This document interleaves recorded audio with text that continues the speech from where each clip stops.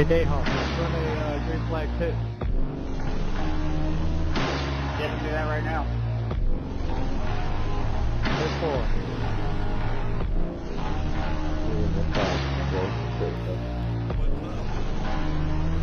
Roger.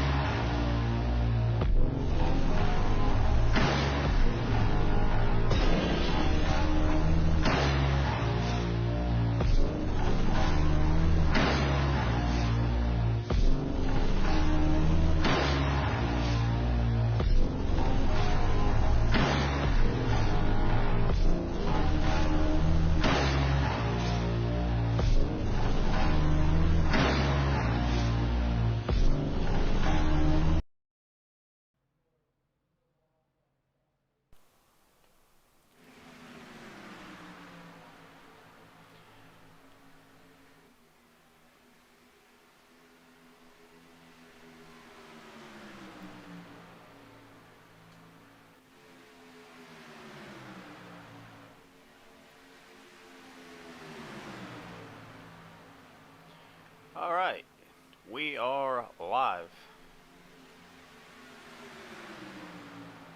We are live. We are here in Talladega, in beautiful Alabama.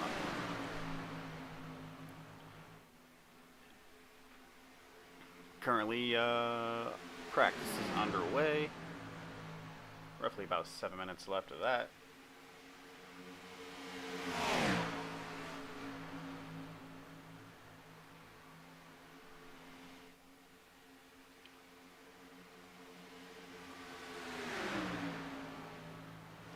How you feeling tonight, Mike?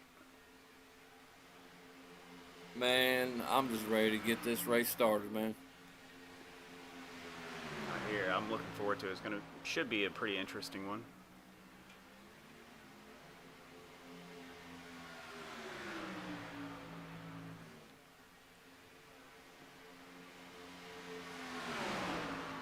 Do you want to get an interview in while we got some time? Yeah, let's, let me see, 1 second. How about we bring up, we haven't talked to Carvalho very much. What do you think? Yeah, you tried to get him in here last week. You want, Yeah, I think I'm good enough to slide him up here.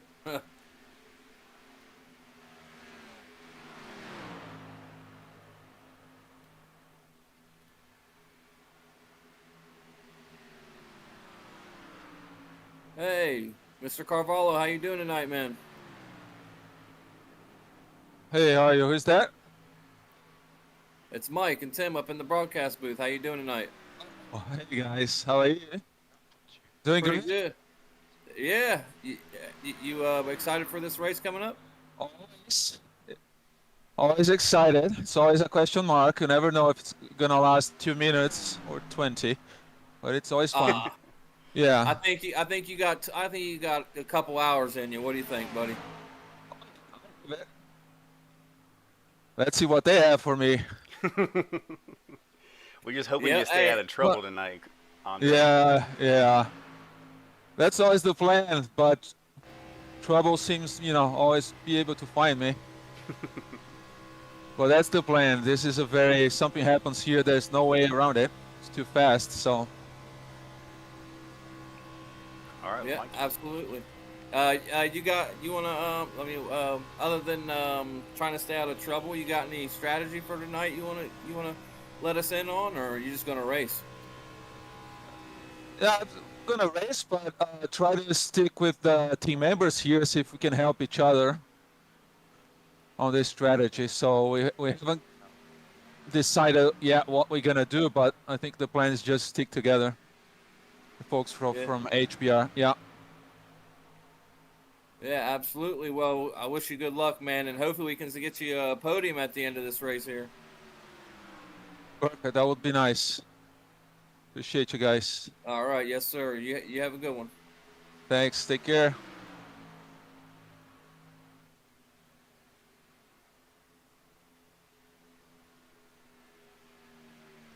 There we go. Hopefully he was in Holy Bible Racing, because I just drug him down there. Yes, sir. All right, I want to get one of my favorite guys to talk to up here. Matthew Chase, sir, how you doing? It's Mike and Tim in the broadcast booth. Yeah, we're doing. We'll see what happens here tonight. We're hoping to have a good showing here. I like the super speedways, so hopefully we'll be able to do something here tonight. Yep. Any strategy going forward for tonight? Stay out of the back, stay out of trouble. Stage points. Try to get stage points, and try to put myself a little bit farther up the running order. Right now, I'm pretty close to that bubble, and I would really rather not be right on it. If I have a shot at a win tonight, I would love to take it. We'll see what happens, though. Yep, you are currently under by 1 point, so shouldn't be too difficult, huh? Yeah, I mean, super speedway racing is kind of like in the wheelhouse for me. I'm known as one of the better pushers here in the league, and I'm hoping that I can continue to be a good pusher and maybe like I said, get some stage points is really going to be key. I mean, that's the biggest ask of the night here is going to be stage points. Stage wins would be great, but I mean, at the end of the day, the race win's most important. Getting advanced to the next round would be really big. I believe you got it in you, but we'll get you back down there to K&W, and Appreciate we'll it. keep eyes on you throughout the night. All right. Thanks, guys. Enjoy the broadcast. Thank you. Good Hey, luck. good luck, Matt. I always like talking to Mr. Chase. Yeah. What about Josh Parker? I don't think I've ever talked to Josh Parker. Let's get one more in here. Got a couple minutes left. He's not. He left. It looked like he was in SOG racing down there.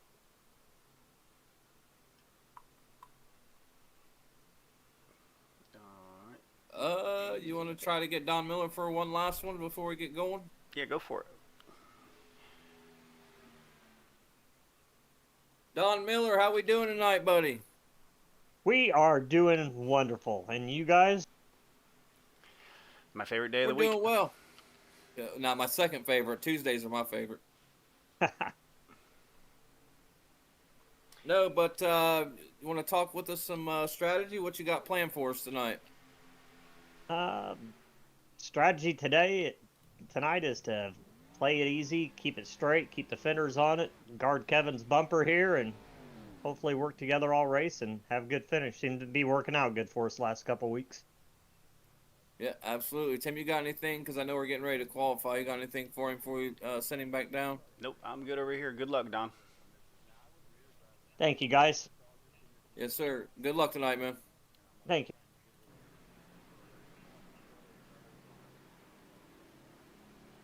All right, Tim, I'll turn it over to you now for this show here. All right, that's Don Miller. I like talking to Don. He's pretty, exciting guy, energetic. Really would love to talk to the 73. See how he's going to do tonight. We'll just let this one roll out the last couple seconds here, and then we will go over the race. Yeah, I'll tell you what, man. Don Miller, these last few weeks, he's been really coming alive. Yeah, I agree. He's led some laps. He's been up there towards the end, you know. He's just been, he's been one of the better drivers. Obviously, we got Fry and Kern in the normal, but he's made some noise here recently. Yep, so I'll go over playoff standings really quick here on screen. So this is the bracket that we have for the round of 12. Looks like William Kern, Bryce Tucker, Kevin Fry, followed by Bobby Grady and Sean Happick pretty well up there. Wilder, George, and Miller just right above that cut line with Chase, as he said. And Chris Weiniger kind of right there on the bubble, followed by KT, McCann, and Dayoff. But Dayoff only because he missed a couple races. So looking forward to see what Dayoff can put out here this evening.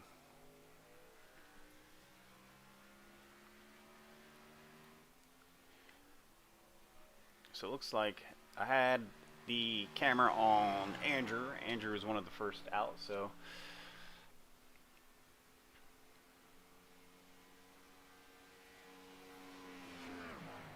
another guy that we missed watching the last couple weeks. I'm not sure he was here last week.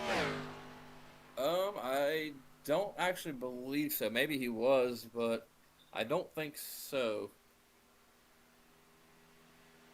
We'll see. We'll see what he can do here tonight. Tell you what, that certified GM car, I'm picking him first. He's my pick for tonight's race. Him and Happy, I'm gonna watch out for both of them. Ricky Barbary shows back up for tonight's race. How could he not?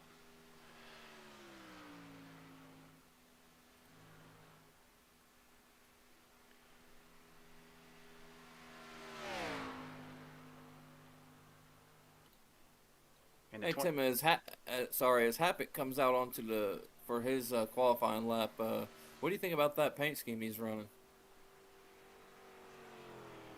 The paint scheme? Yeah. Wow, what are you thinking? I mean, I like it. I just don't know if we're seeing the same things here. Yeah. This is Sean Havoc rocking the usual Under Armour Moza with that gold on the rear end. Also, he's got that pink banner there, which shows that he is in the playoffs. There's a couple guys that are coming across, getting times in.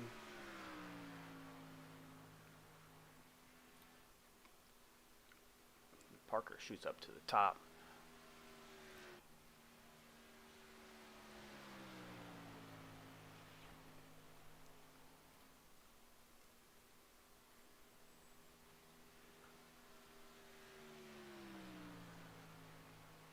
KT McCann needs a good qualifying lap here as he is just 13 points under the cut line.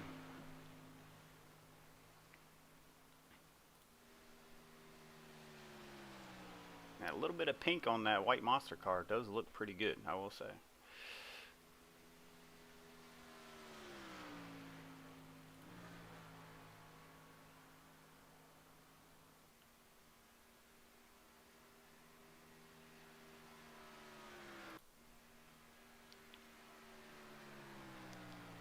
Grady yet to get a lap in for qualifying, so we'll take a look and see how he's running here.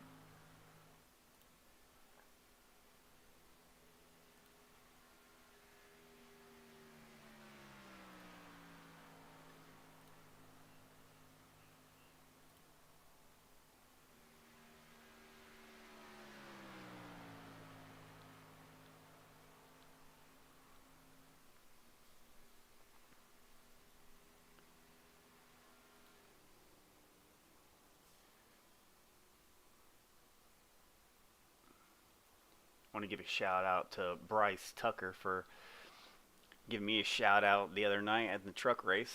Thanks, Bryce.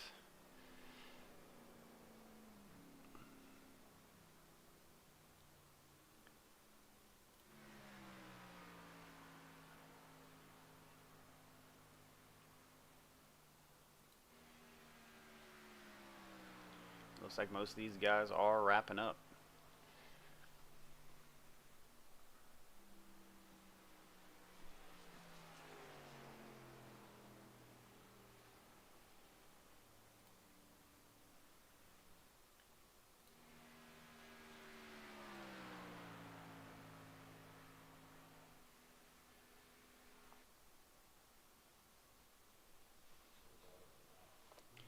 And that will be it for qualifying. So on the left side of your screen, as it just disappeared, that will be your starting order with Josh Parker taking the pole.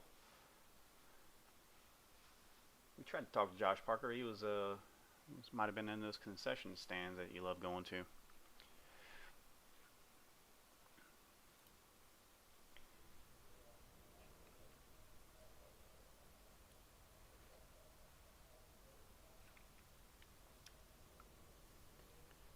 Carvalho, Andre with a great qualifying lap puts him up there in the second spot. That's going to be huge for him tonight.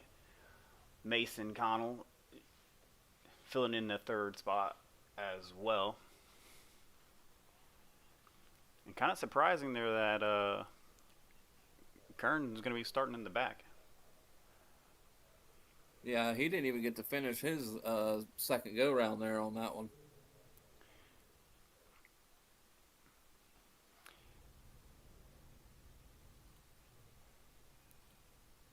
I'll go over the starting grid. Mike, you want to do the top 10 and I'll finish it off?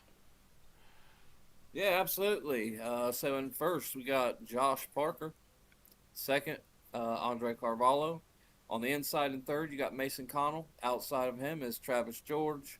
You got Kevin Fry in fifth. Zachary Tyler on the top of him at sixth. KT McCann coming in seventh. Bobby Grady, I believe he also has an EOL, eighth, so he's probably going to move to the back. Happick, Sean Happick as well has an EOL, but he's going to be qualified ninth. And Don Miller rounds out the top 10. All right, and then starting in 11th is going to be my boss and team manager, Brandon Dayhoff, currently not on track. 12th place, you're going to have Chris Weiniger, if I can find him. And 13th, we'll have Daniel Everly. 14th, the Intimidator, Andrew Holleran. 15th, Ricky Barbary. 16th, Cameron Pendergrass. 17th will be Bryce Tucker, who is also still not on track. 18th, Matthew Chase. And the Wizard is going to pull some wizardry tonight. William Kern in the back at the moment.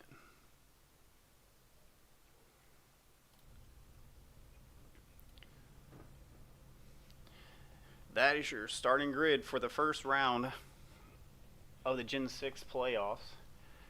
What a better way to start it than at a super speedway.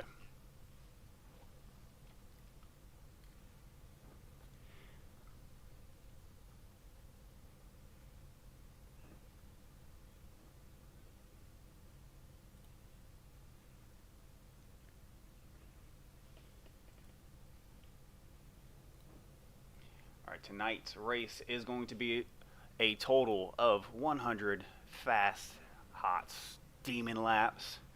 With this first stage going to be at 30 laps, and the second stage will be at 60 laps. So the last 40 will be a dash, I'm sure.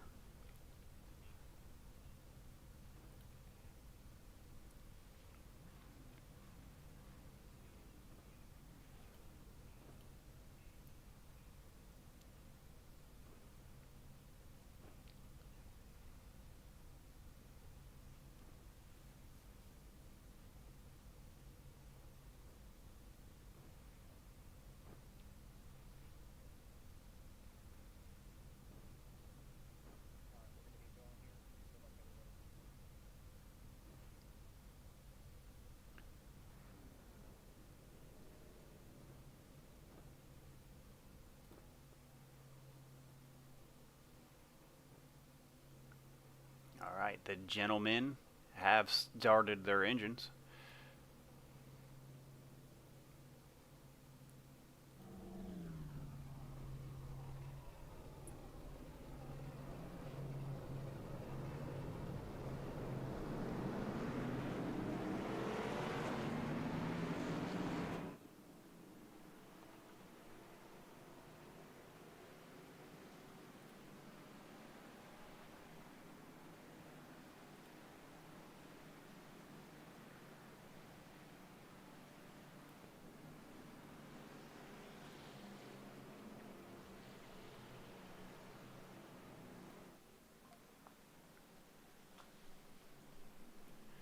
I'm really looking forward to this race tonight.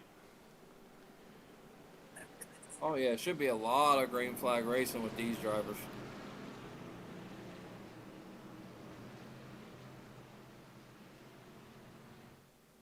It's kind of weird to see the 71, 31, 7 back air in the back, but I'm sure they'll make their way up to the front.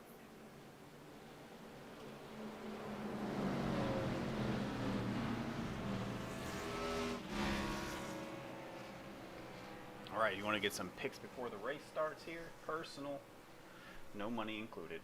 No money included. Ah, man, I know that last week, Andrew Hollowan ran with the ARCA guys on this track. Maybe he's still hot from that last one. I don't think he finished very good, but I think it was the last lap that caught him up. I'm going to go with Drew to take this one. But, man, for some odd reason, I think Happy's going to pull something out here. Yeah, I talked to Happy before the race started just briefly, and he seems like he's cool, calm, and collected. But since you picked the number 73, I'm going to go with Andre Carvalho. Hey, that's not a bad one, man. Ever since we've been up here in the booth, I've been silently rooting for him. I know he's gotten into a lot of mishaps, but silently rooting for him. Let's see if we can get it done today.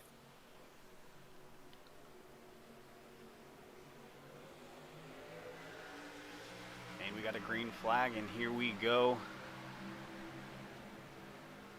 100 laps at Talladega. They look like they're going slow for now, but you hop in them bad boys and not so slow.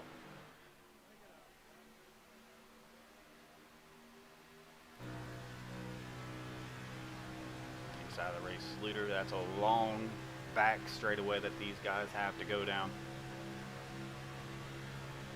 I just learned today that I believe it was, shoot, now I forget, the fastest lap at Talladega. I forget who it was, Mark Martin or something like that. Set like 212 miles per hour. I don't think it was Mark Martin, but 212 miles per hour, whoever it was, that's pretty fast. That's pretty fast. Yeah. I don't think these cars are going to be hitting 212, though. I'll tell you what, after racing this track last week in the ARCA, I'm telling you, that high side, if you got some good pushers, I think the high side's a little bit faster. Yeah, I agree. But different day, different, different day, different cars, we'll see. Different drivers. It looks like Ricky Barbary hollering and what looks to be... It's like Carvalho behind him. He's got to get up there. Yep, Carvalho, they're trying to get that outside lane formed up. Yeah, Holler's trying to give Barbary a push up there. When you got Will right behind him and Weininger falls in too. Matthew Chase falls in line too. That outside line is building. And if it does, they're going to be off to the races. Yeah, especially coming out of 2 and 4. That's when it gets the fastest.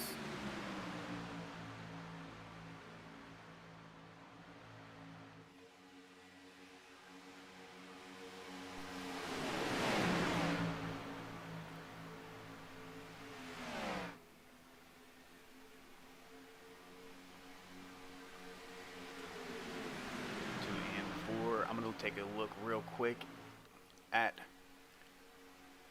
Carvalho's dashboard as he's already registering at 195 miles per hour. We'll keep that up at the bottom right hand of the screen, checking on these guys as they run down the back straight. Yeah, I don't think that 96 can take a push from Drew. He's getting a little wobbly there, man. Yeah, we all know Drew, he can get a little bit aggressive out there, but if you either stay in front of him or behind him, try to keep, and there's somebody back into the wall. It looks like Don Miller. No flag out.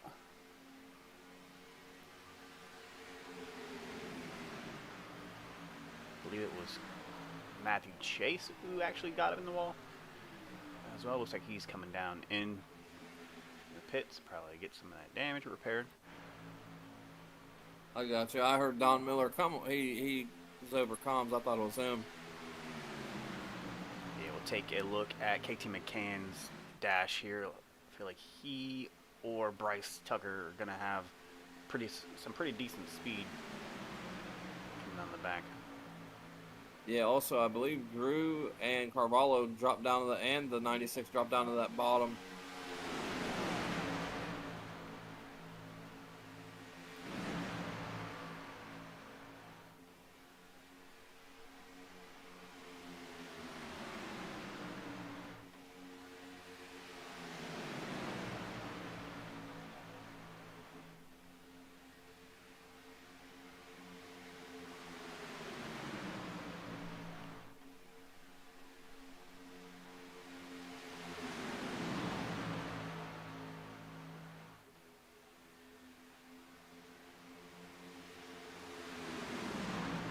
We got Tucker right on Dayhoff's bumper here.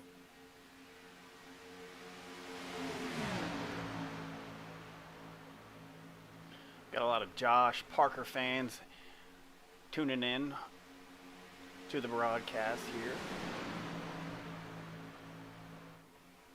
I want to say we appreciate you guys for showing up and checking everybody out as we go around.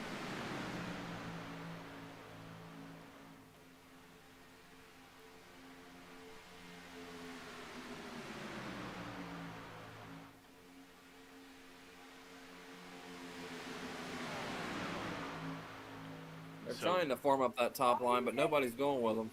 yeah, Travis George out there, left all alone. I feel like they're all just going single file, trying to get some laps in until, I mean, you probably get to about lap 10, 12, or 13. They're going to start making some moves for those points. Yeah, there's still plenty of race to go, especially here at Talladega. I mean, still tons of race left to make any kind of move, I think.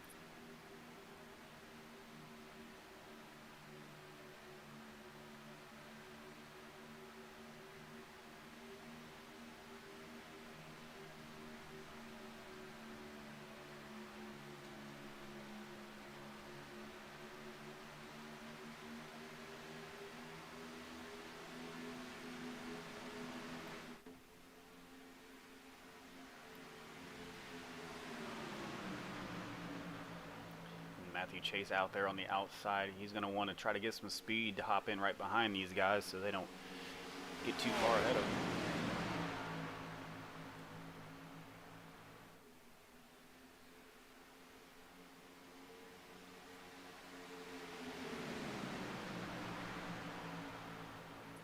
He's falling. What is he getting lapped at the moment? Yeah, he's a lap down.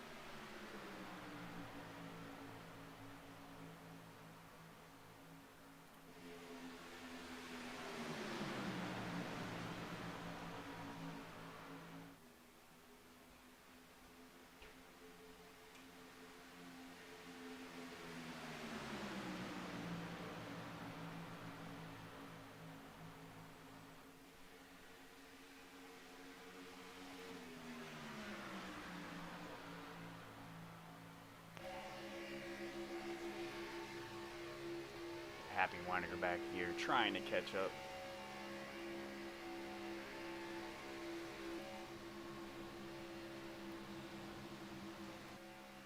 Take a look back here at the back of this train as these guys try to keep it straight.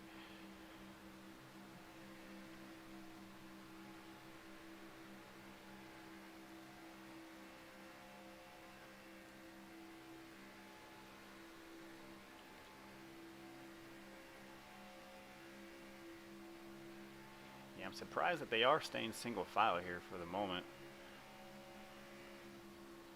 You see that draft by Everly. He gets up there really, really quick, but lets off the throttle. Carvalho seems to be falling out of that draft.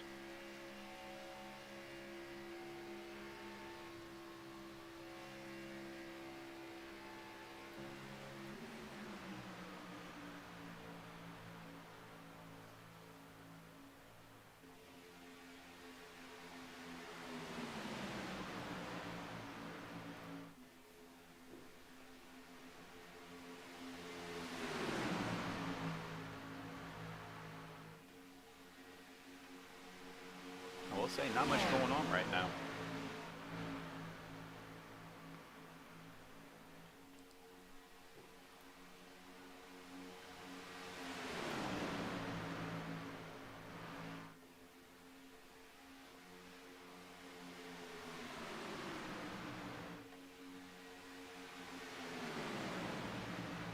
Yeah, they're kind of just cruising, man.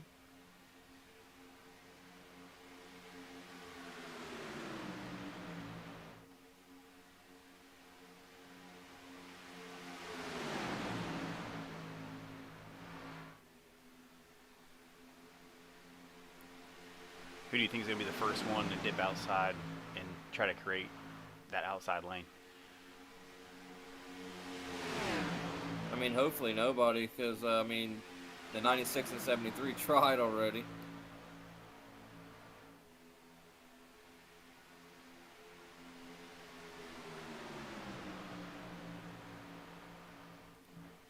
I'm going to say it stays just like this.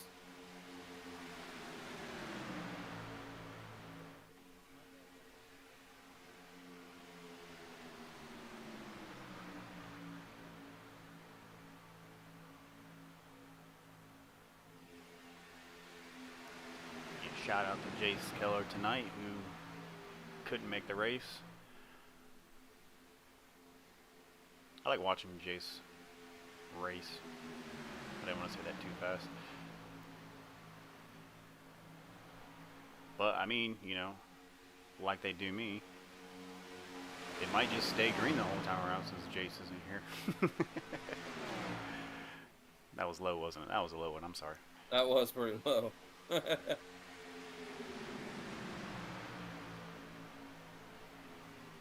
And you know who else I don't see in the race tonight? Who was that? The 15. One of your favorites. Nava. Yes, sir.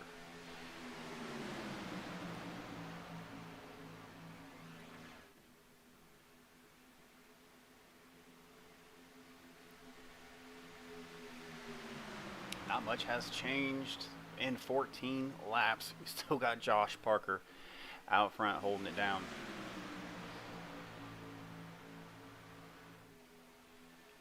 You also got Kern up 9 spots at the moment also. Kern is up 9, but another big mover in the race is going to be Bryce Tucker. He's up 11.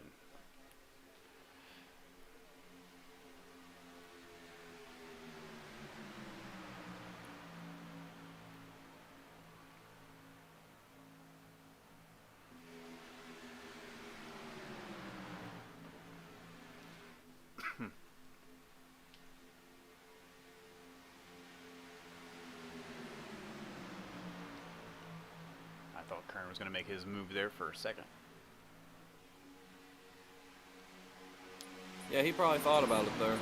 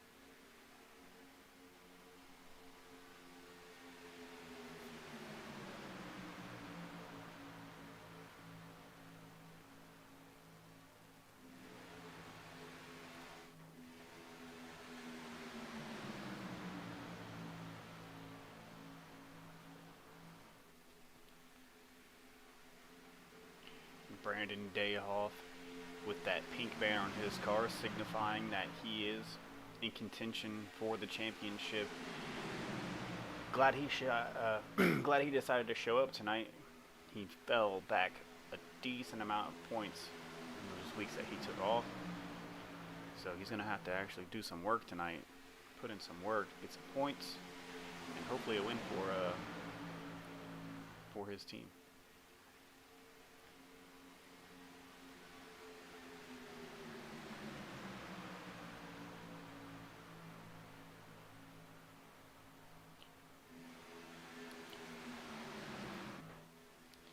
Got to 29 of Zachary Tyler.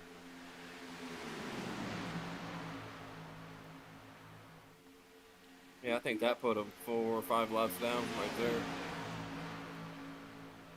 Yeah, Tyler is 4 laps down. Nothing a few lucky dogs can't help.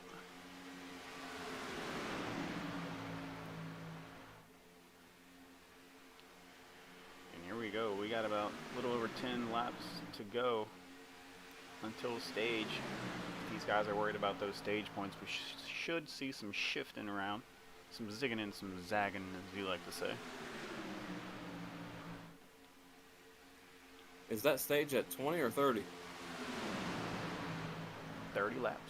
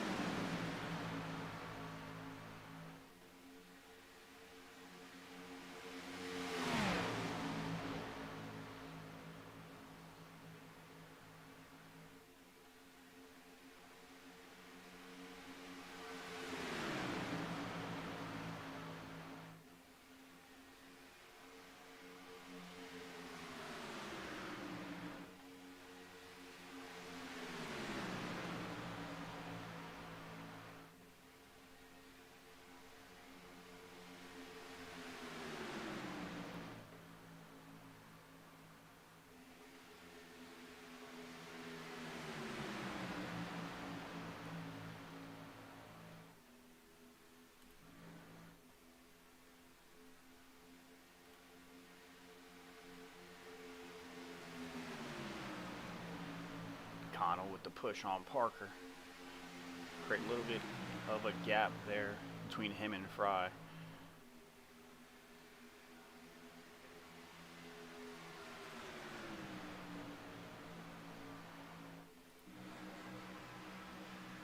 Looks like Parker's pulling down into the pits. Oh boy. It's got to be just for fuel, man, because these tires, they last a while on this track. Yes, sir, I agree. You take a look at him and see what moves he's making in the pits there. That'll leave Mason Connell out front. He is not in contention for the championship, but a couple points won't hurt. A couple lead laps.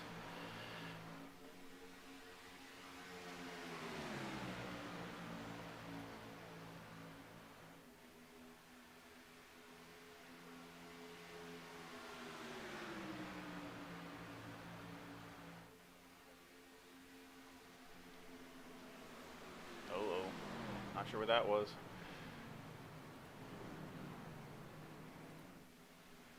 So we got a little bit squirrely there, pulling off into the pits. I think they're all going to come in. Not all of them, but a few of them are going to come in early. That actually might be the fuel window there. I'd say 23 laps. 24 laps.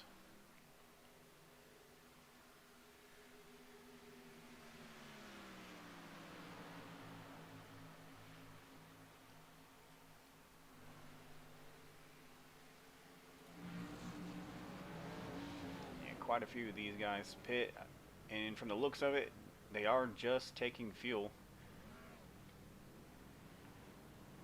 Just a nice little race off pit road. And then the pack that was in front, they also come in, so we'll be changing leads here once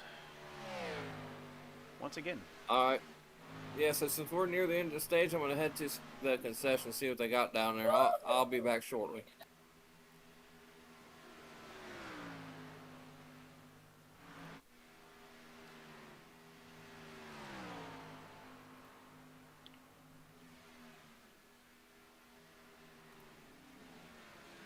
Andrew Holleran comes in as William Kern and Ricky Barbary take off. Looks like these guys are going to jump to the front. Actually, no, KT McCann's still up front.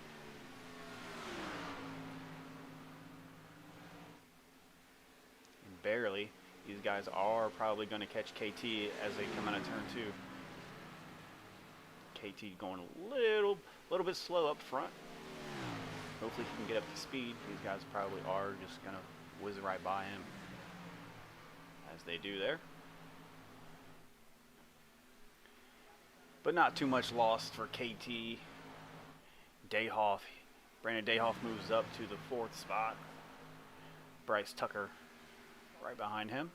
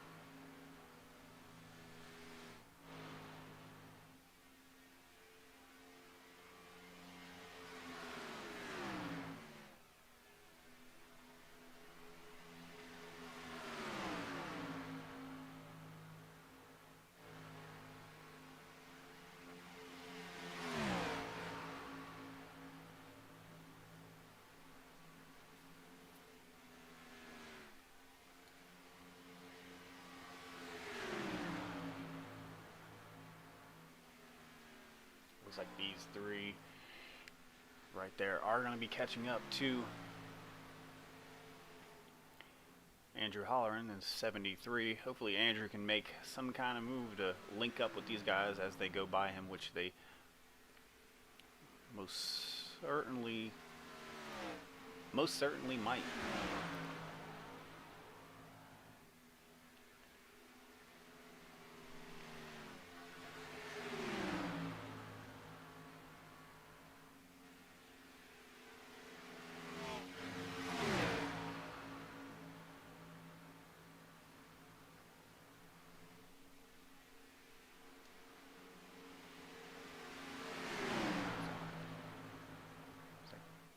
Connell, Fry, and Grady are going to go to the outside of Holleran. Hopefully Holleran gets up there in line with those guys. He can get back up to where he should be.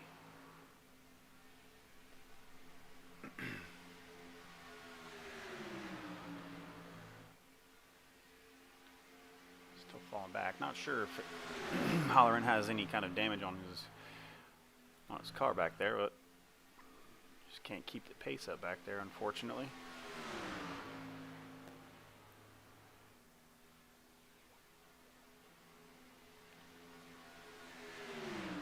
Kern and Barbary, these guys are a little over 4 seconds ahead of the rest of the field. 3 laps to go for this stage. It means that the pits are closed. And we have 3 laps till we find out who gets the points to help them out in this first round of 12.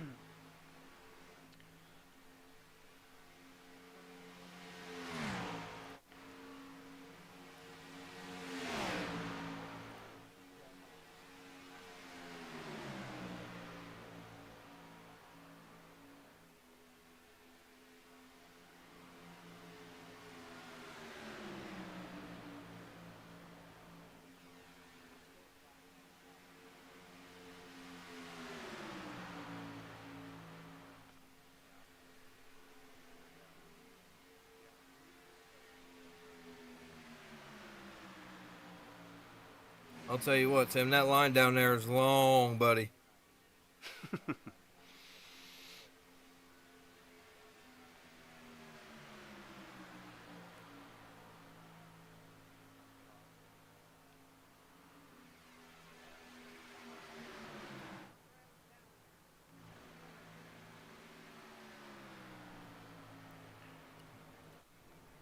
Carvalho is off track for some reason.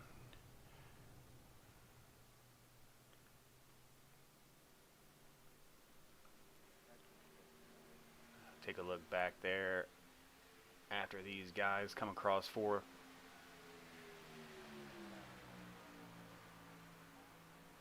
the stage 1 winner is going to be William Kern. Coming from the back of the pack, man.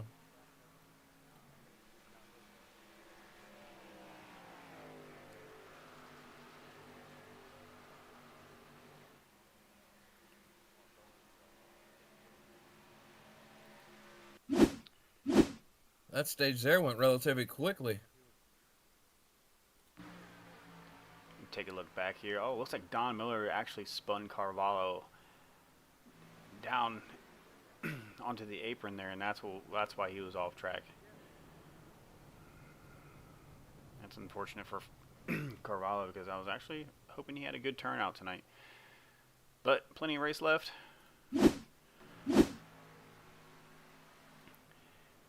We'll get Kern into his pit. After he comes out, we can take a quick chat with him if you'd like, Mike, or we can just leave him be and let him focus.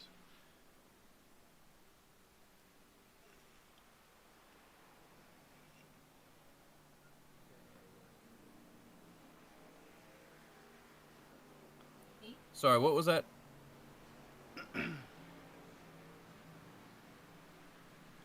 so we can talk to Kern here in a little bit once he comes out of pit.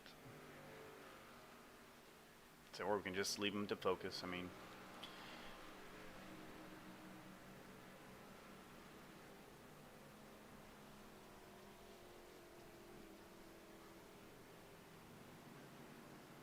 Yeah, whatever you want to do. Stage 1 winner. I mean, if you want to pull them up, we can. If not, I mean, that's up to you, man.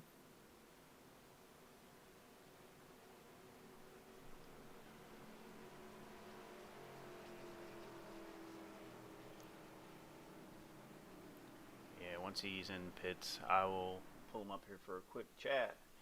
Once he gets all looks his. like a lot of these guys are coming down.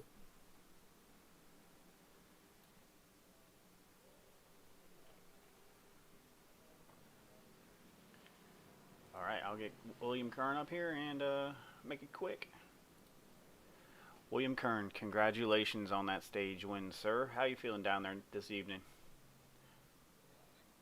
Not too bad.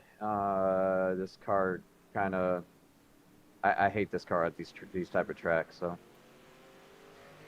Well, you went from the back to the front fairly quickly, so we're looking forward to you pulling off another one tonight. No, I'm not. Highly doubtful. It was just good pit stop right there. There was somebody spun out in front of me just as we were all entering, so I think a couple people got involved in that.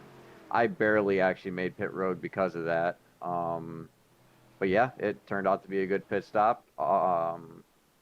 Quick fuel, get back out there, got pushed by Mr. Barbary, and on to the next one.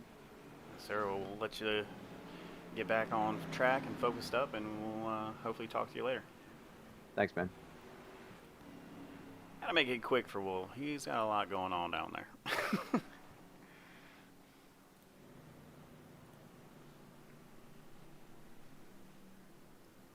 All right, Tim. So who's going to be the next one to make some moves?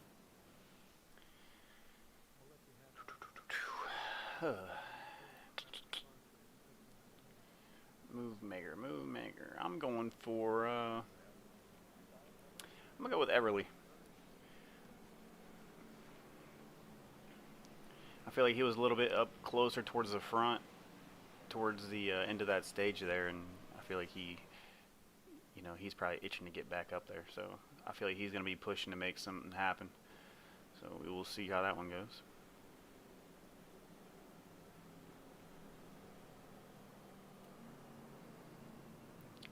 Looks like Josh Parker finally made his way back up to the front. Yeah, there was kind of a pretty decent shakeup there because Dayhoff came in third, and he's down 5 spots, and you got Hapik making his way into the top 10 too, Along with Bryce Tucker. Tucker's up 16. He came out first. Good Lord. He must have attached a rocket to the back of that thing, bud, out in pit stalls.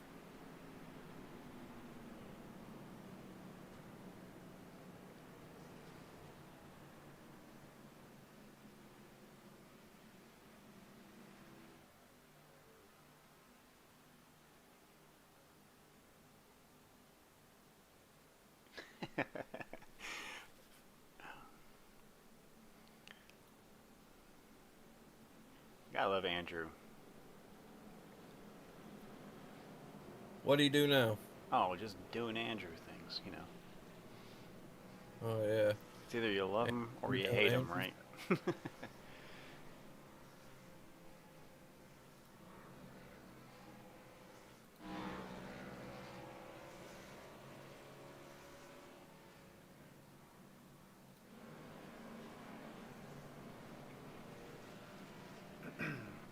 Also missing Sean Wilder tonight, unfortunate. I know he's got some family stuff going on.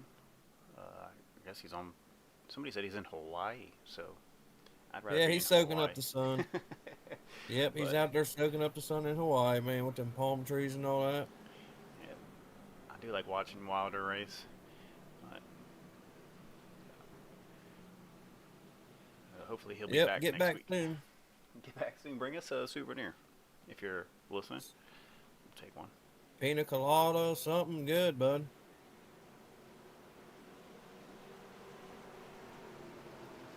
Some pina coladas. All right. Yeah, buddy. Let's lock in here as we are getting ready to start stage 2 here. Another 30 laps. Bryce Tucker with a pretty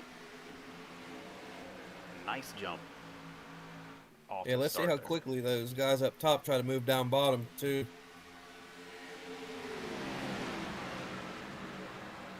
I don't know about you, but I actually prefer the high line on these super speedways. I feel like I do better. I watched the broadcast from the other night, and they're telling me, get down, but I don't want to be a high line guy. Looks like something. Where'd Dayhoff go? Did something happen to him? Who was it? Dayhoff, he just disappeared off track. It looks like I don't see his car anywhere. I know he's been having a little bit of issues with his connection lately, so. Oh, there he is. He's back now.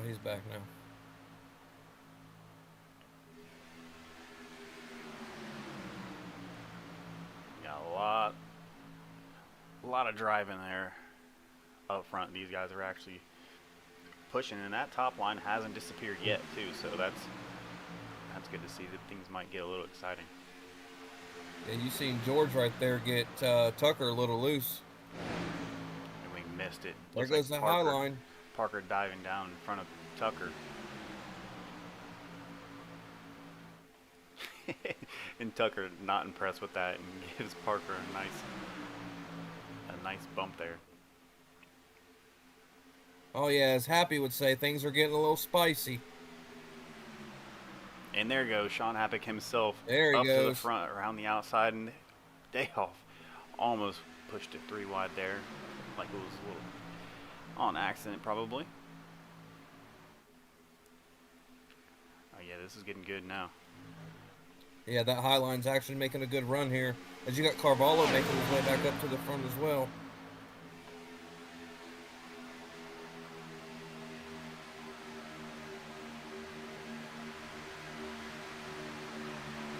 You got Drew trying to push Carvalho like he did in the first few laps. Don't know if that's going to work out this time. Oh, and Kern with a nice move to the outside.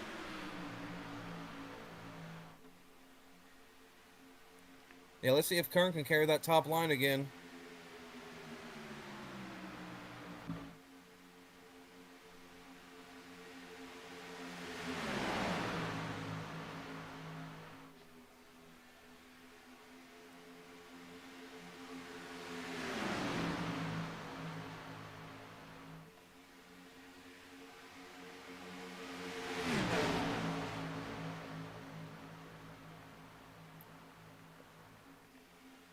Did Carvalho jump to the middle there, or what happened right there? Carvalho did slide down to the middle. Now we got 2 packs going 3, 2 rows going 3 wide, sorry.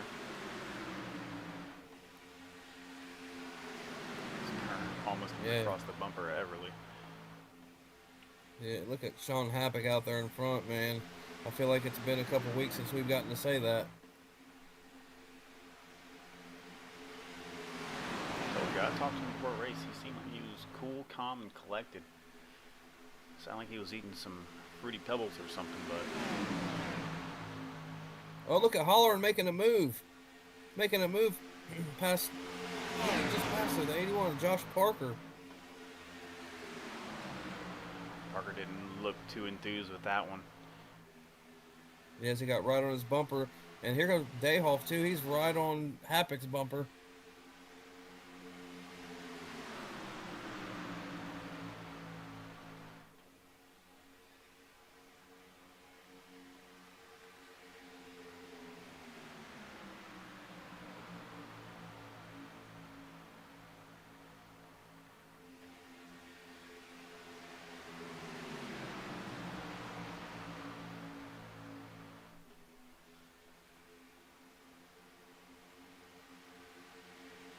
That top line has to get another push going here. They're falling back again.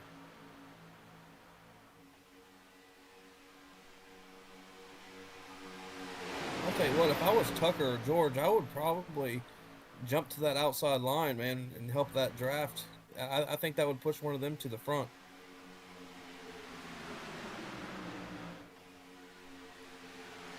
And as you say, there it goes. There we go. Now that front line should make that push. Sorry, the top line. It's almost like I know what I'm talking about a little bit, man. I'm sure Drew was probably happy about that one. Oh yeah. Save. Oh. The 81. The 81 of Josh Parker almost got to the wall there.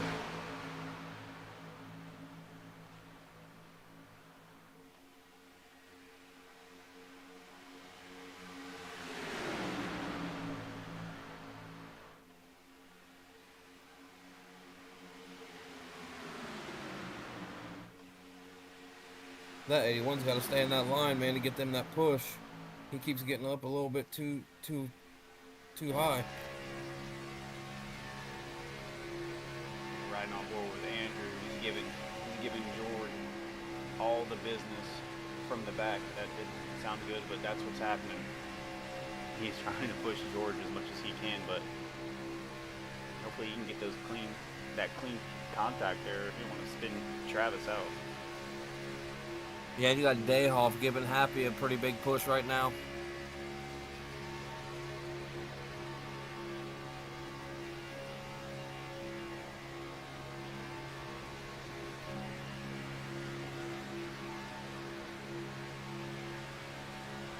Yeah, then we'll jump in here with Josh Parker. Ooh, a little bit of rubbing there.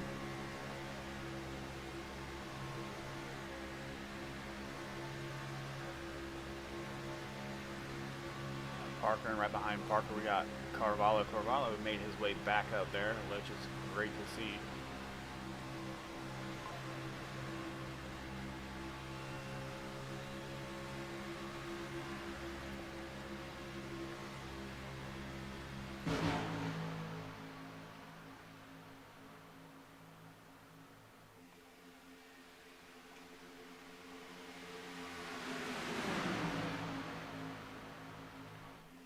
And Drew drops down to that bottom line.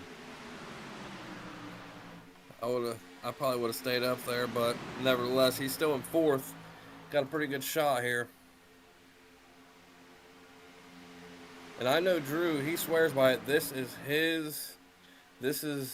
says this is his track to win. And that's one of the main reasons I went with Drew for my pick here. He loves this track.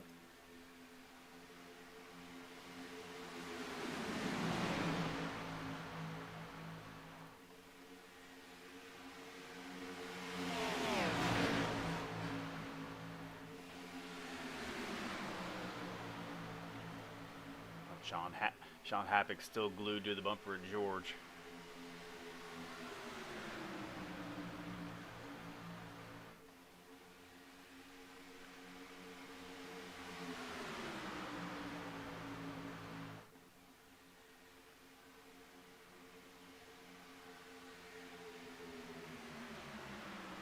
Kind of looking for the 53 to get back up there.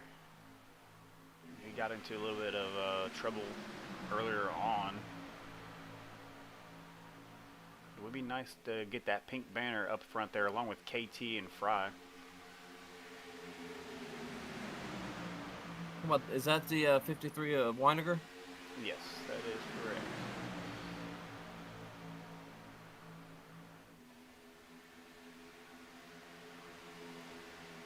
Don't count Kevin Fry out either. You know, even last race he was in the back for a decent amount of time and miraculously, to say the least, made his way back up to the front. So he got second last week. There goes Drew pushing Dayhoff.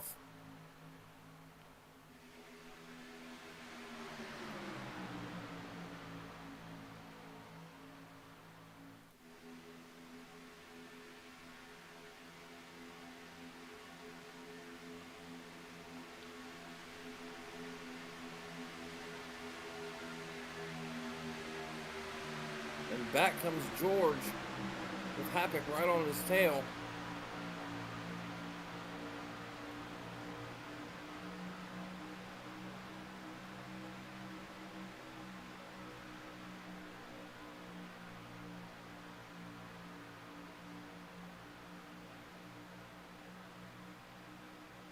See how well Dayhoff does with the 73, giving him a push on the outside, and that actually might, that line might get a little bit more momentum as George gets a little, almost a little loose. But Holleran has to be careful though, not to push too hard in that 51. Yeah, both Holleran and Dayhoff and Holleran both could have came down right there, as they do.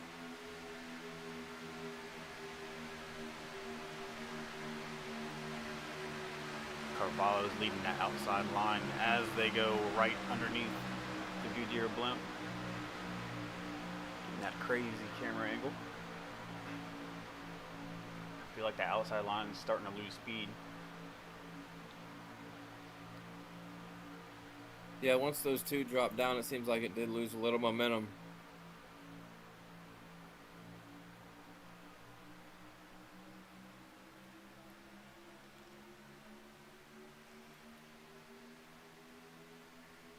See right here, this is where looks like Drew's waiting to see if somebody will go with him.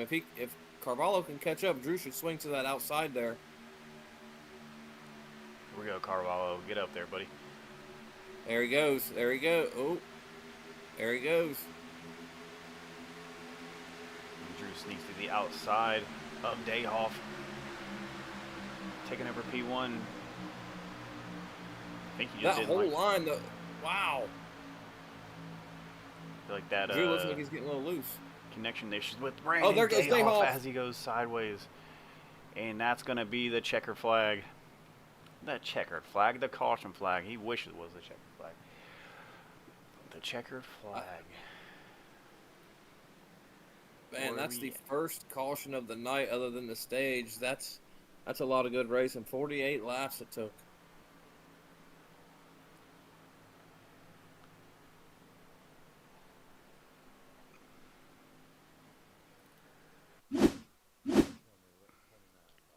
Alright, we'll take a look at what happened here. And I think that was just it's just because Dayhoff's been having packet loss and all that kind of stuff. You've seen him blink a little bit back there in front of George.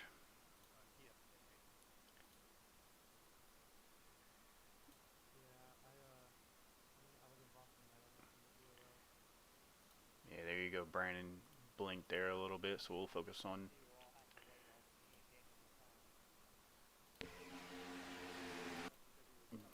yeah, and once Dayhoff blinks and comes back, he kind of gets out of line, tries to come back up. I think George just gave him a little bit too much loving on that one.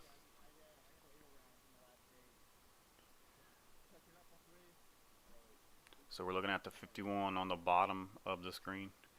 Looks like Carvalho got into it a little bit with Holleran as well.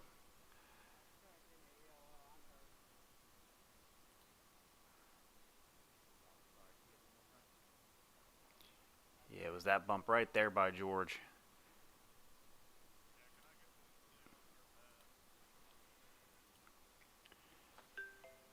That's going to collect Dayhoff, Mason, Everly, and Ricky Barbary.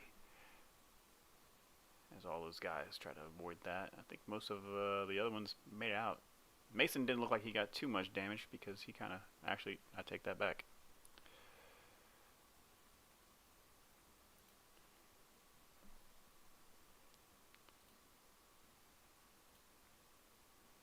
It's got a lot.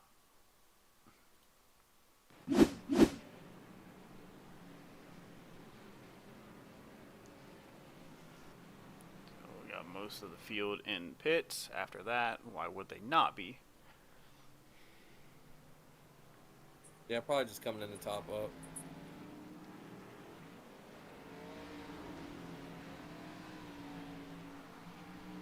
And that's definitely going to shift things up here.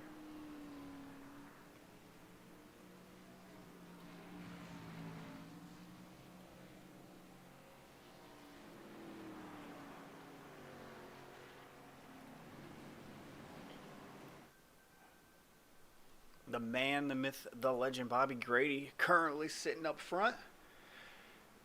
I'm not sure if that is official on the tower, but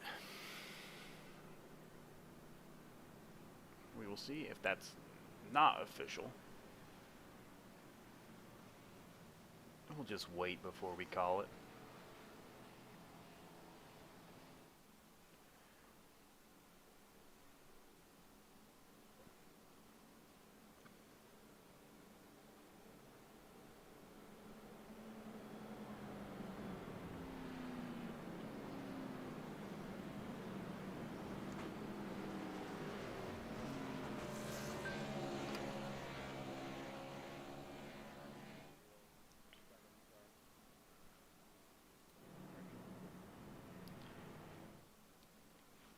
So yeah, that's what it is. You got Zachary, Tyler, and Matthew Chase up there in front of the pack. Tyler is a couple laps down. I believe Chase just stayed out so he can try to get that. Actually, he did get that lap back.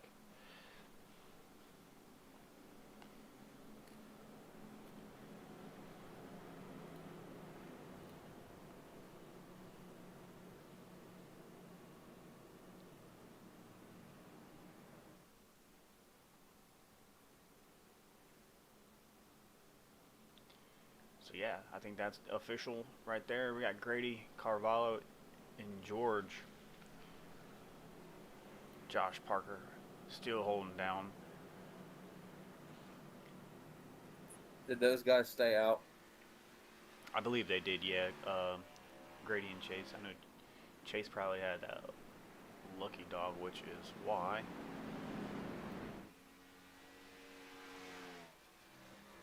Or they probably just had to hold up for pace car because they both took off.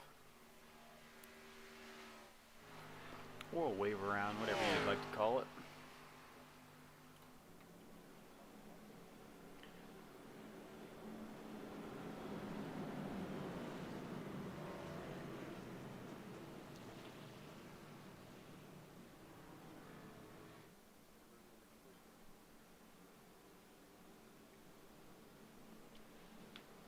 So we got 9 laps left until the end of stage 2. You can expect the rest of this stage here to go exactly how those last 3 laps were.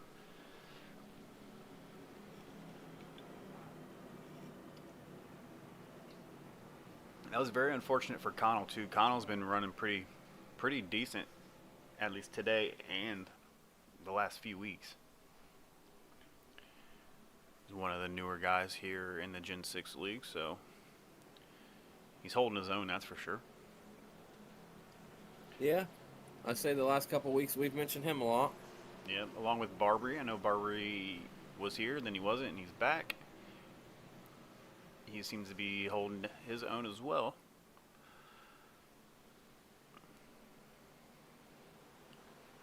Which I hope a lot of these guys stick around next season too, so they have a chance to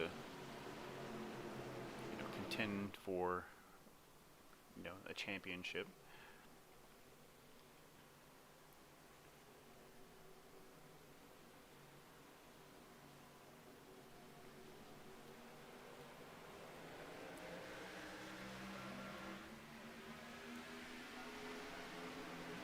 There's Grady crossing the start finish for the start of lap 52. Second stage with around 8 laps left to go.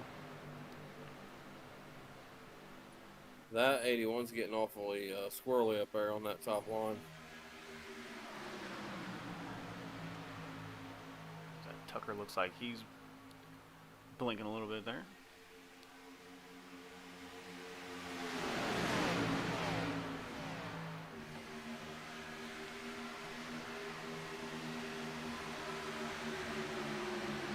Alright, let's see who's going to break up to another line. Start a new line up top.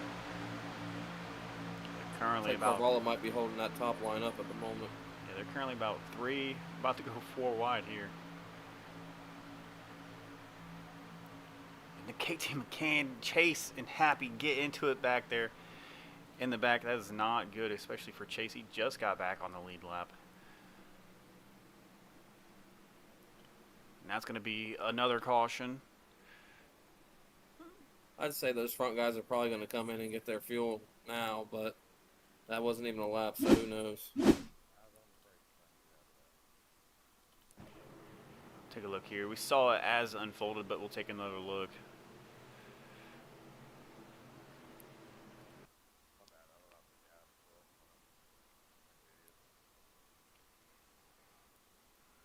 You got your start going into turn 1. I tried to look and see what exactly happened, but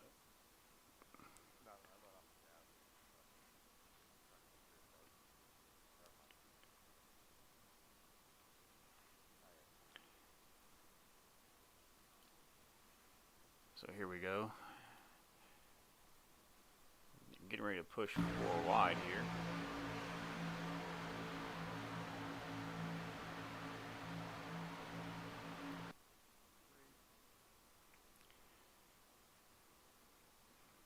Looks like it was KT who probably got into the 25. And then there you have it. Right there.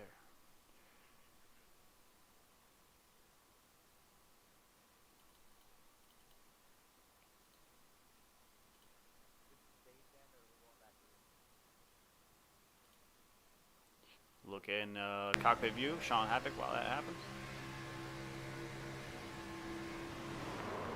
There's nothing he can do about that. Just happened a little bit too fast.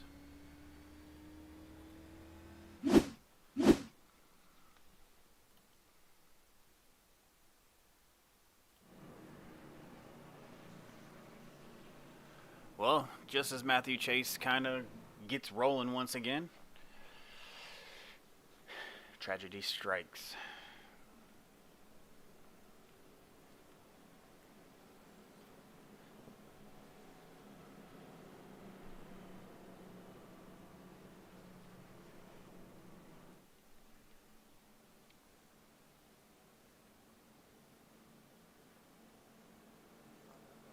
And I was looking at that replay, Mike. There was a 25 car on track. That is Cameron Pendergrass. For a second, I thought that was the Castrol car, but it's just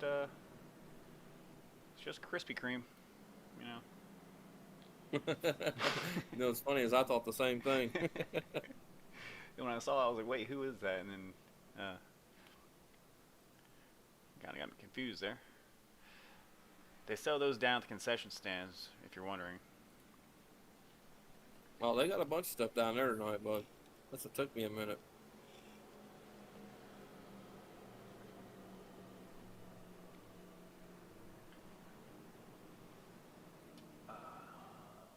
Love to talk to Chase about that one.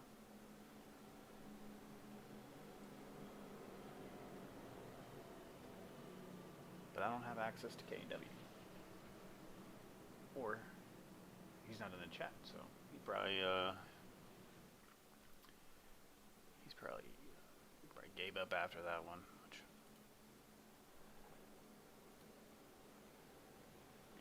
Who's that? Chase. He probably disconnected after that.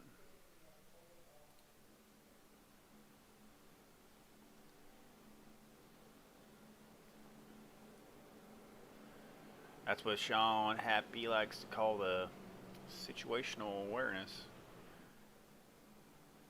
And when you're going 3 wide, well, it was almost 4 wide. You got like a lot that you're looking at there. So.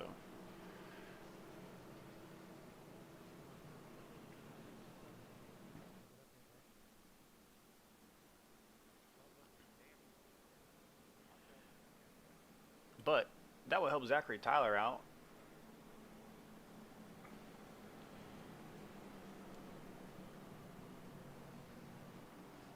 And that is really upsetting because Chase was looking for that 1 point that he needed to get above the cut line here. To kind of keep his points up above everybody else's to make it to the round of 8, but we have a couple races left. I know tonight's always the night, but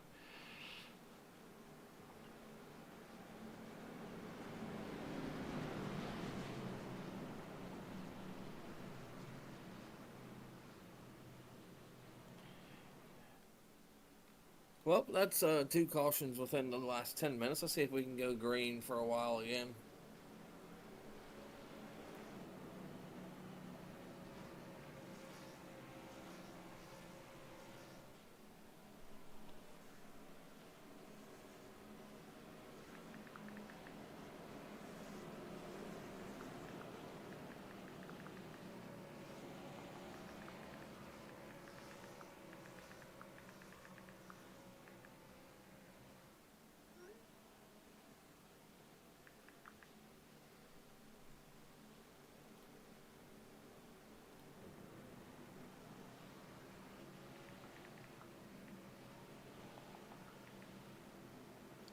That bottom line has some very strong drivers in it, man. oh yeah, Grady, Weiniger, Kern, Holleran. Who else we got back there? Dayhoff, Barker. Just take Happy and scoot him down a little bit.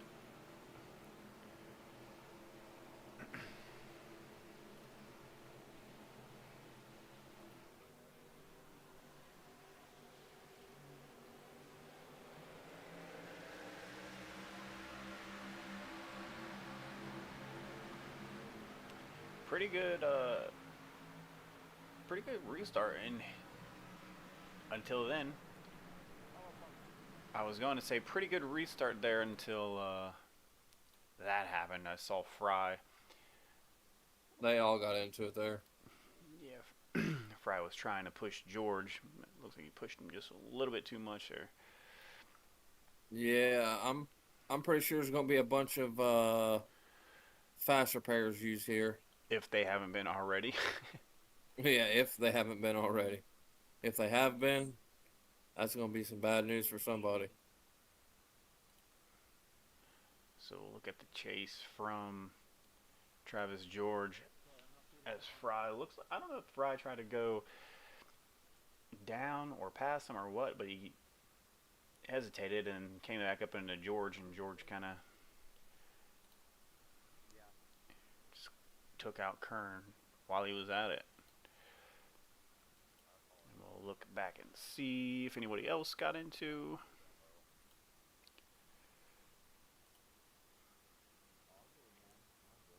Yeah, Fry collects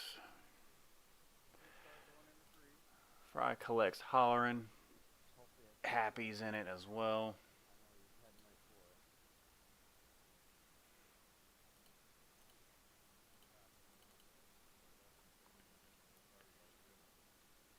Yeah, there we go. There's a whole different angle going on here. So Tucker doesn't check up, or 81 checks up and sends Parker up into Happy. And Holleran was almost out of danger until that shot right there.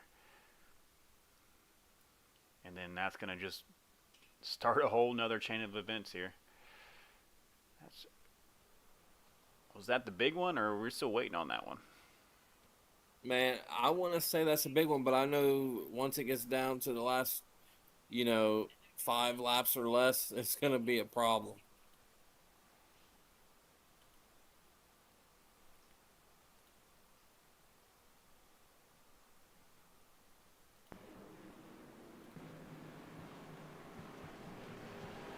Looks like pit road is going to be busy here.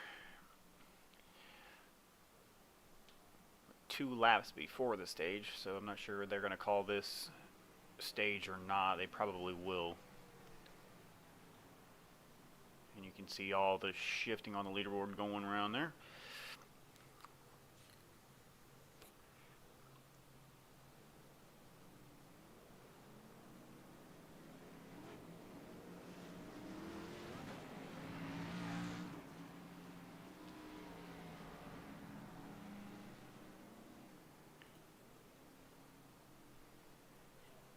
I don't know, man. Drew got a lot of damage. Looks like he's still sitting in pits. He might have used his fast repair already, but I didn't even see him get into an accident before this.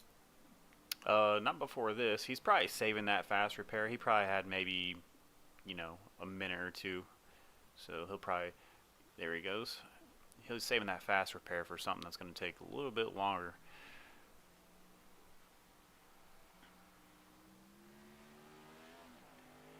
And I know he's probably fuming inside there. Oh, absolutely, man. Absolutely. But if don't look now, current race leader at the moment is going to be Mr. Carvalho. Tyler stayed out. He's going to try to get that wave around.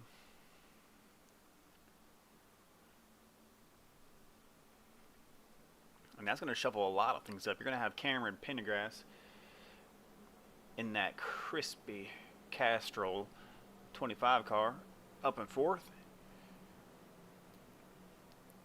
Mason Connell makes his way back up there into the top 5, followed by the Wizard William Kern. Even in that incident, he still finds his way back up just outside top 5.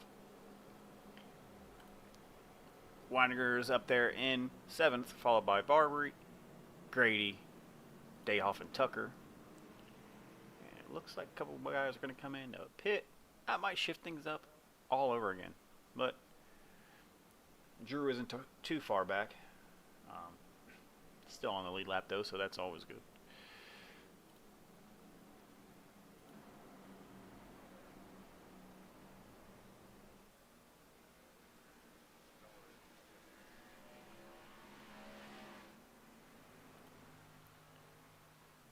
Might have been Everly there with the wave around.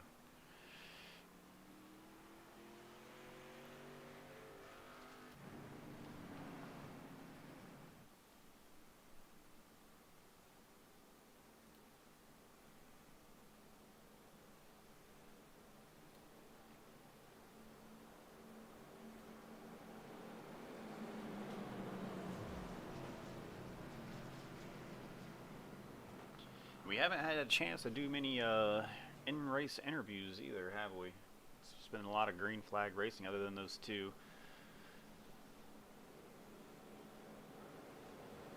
I'd like to get Dayhoff up here and talk to him, but we don't need to draw any more bandwidth from his connection issue that he's having.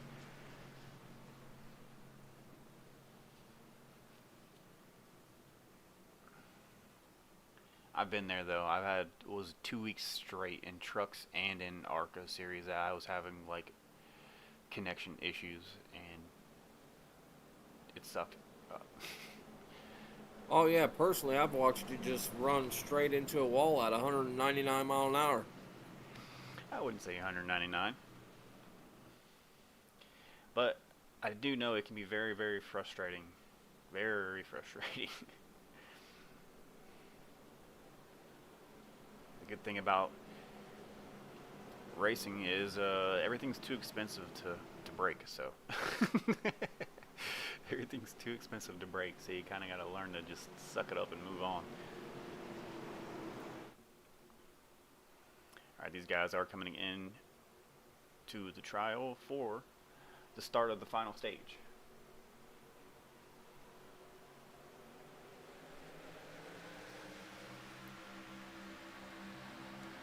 As we go back green, Carvalho with a nice jump down there on that inside line.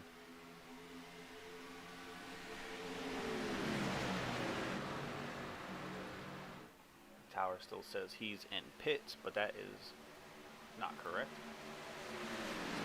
yeah, man, there goes Carvalho. He jumped out to a pretty decent lead. Obviously, I know it's a bigger track, so that drafting's going to be a factor, but don't look now, McCann coming on the outside.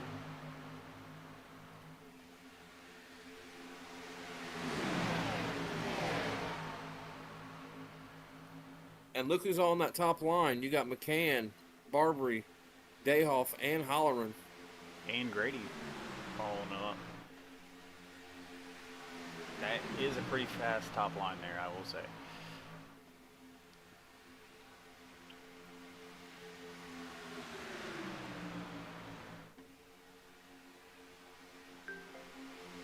It's a long way to the end there, 19. Oh, someone got a little loose there. 96 Something happened to him. He's getting into the wall there.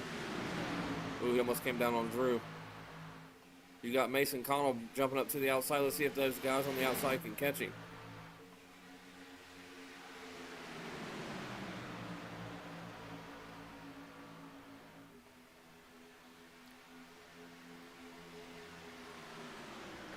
Carvalho's still holding on strong there. In second, I want to keep an eye on that top line. It's led by the 55, Mason Connell.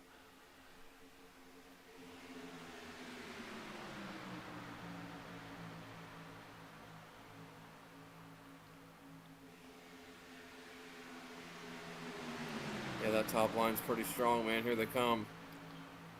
Got a big run. KT McCain went up to the outside. What happened there?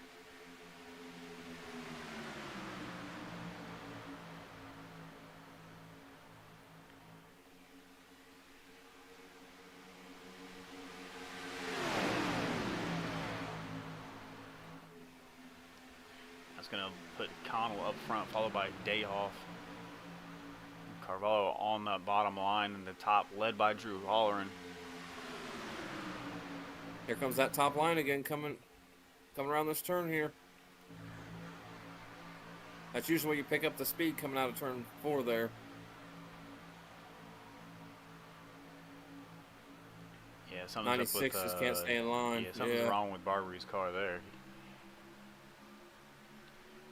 Might have a little toe knocked out of it somewhere because he fell way back. And it's always when he goes into those turns too, so it could be something he didn't get fixed in pit.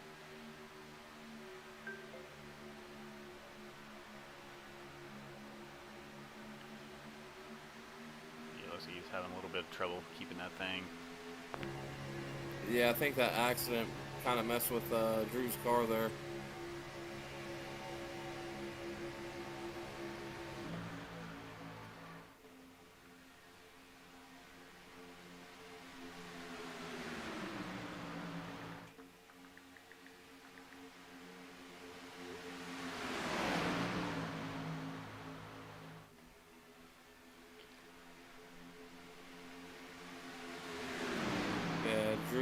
Drew giving Josh Parker a little bump.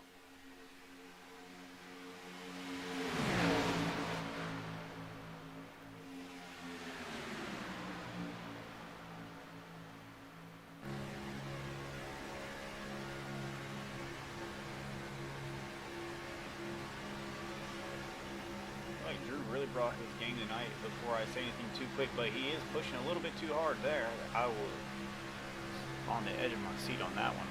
Oh, Drew gets into Parker Let there. me get out of there so I can get a view. I just wanted to do a little in-car action there, but yeah, that was... Oh, there we go. Yep, that's the one there. That's not the big one, but that's the one.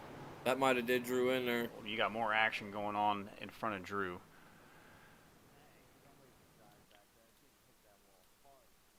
That is very, very unfortunate for Holleran there.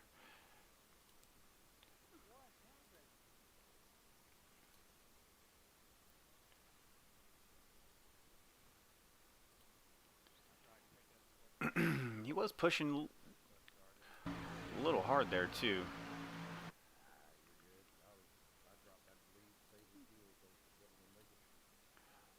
Check out a couple angles here, see exactly what looks like. Parker just kind of got into him as they started going in that turn, and that's why Drew didn't use that fast repair. So he might still have a chance here. And then with all the checkups going on up the field, I think Happy probably bumped KT. I didn't get a good look at that, but that just sends that top line down right into the bottom line, and there's a lot of action going on that top wall. Yeah, I'm surprised Drew even still has an engine in that thing, man. That's 2 pretty good ones for him. He better get in that pit and use that fast repair if he's still got it.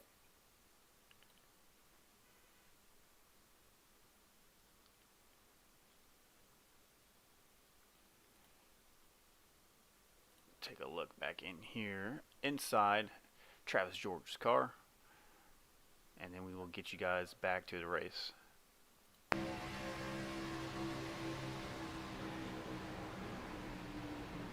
George didn't see anything until he seen the smoke happening. But George surprisingly got through all of that unscathed. So good job to Travis there by staying out of all that trouble.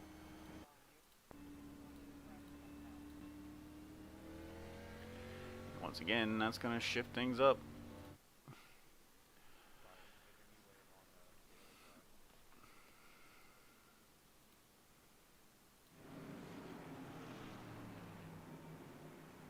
Looks like Drew's bumper magically appeared back on his car. A little scuffed up, but we'll see if he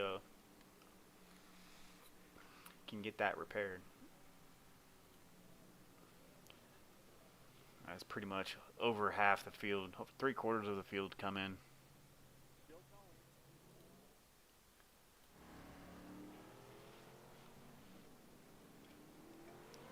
Got the we're going to call it the ASMR safety team out there on the track getting these guys a pit road.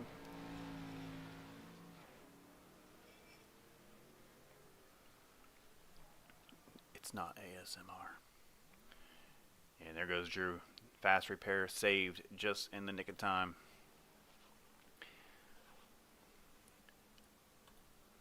That's going to put Dayhoff out in front. Just what he needs to keep his playoff contention alive. Got 72 laps, not 72, 32 laps here left to go. And these guys need to be vigilant and, what's the word I'm looking for? Aggressive. Vigilant and aggressive.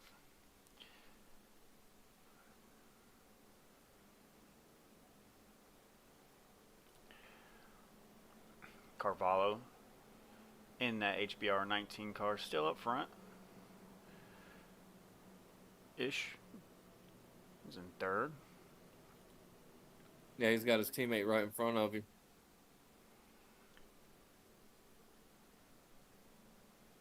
Once they get to line up.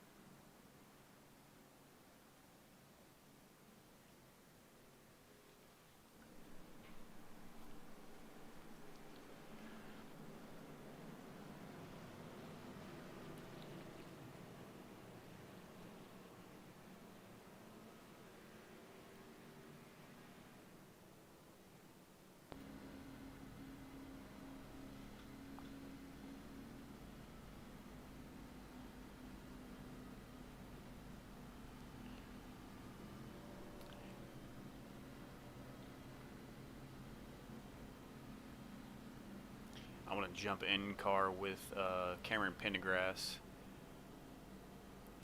as we go on this restart to watch that jump on the inside line by the HBR team.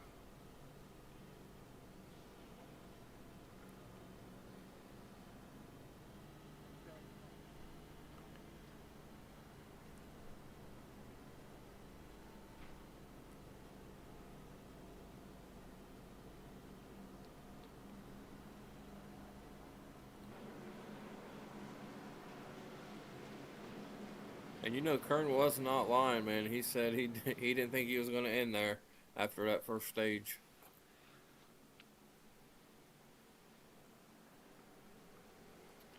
Yeah, Kern sitting back in 15th.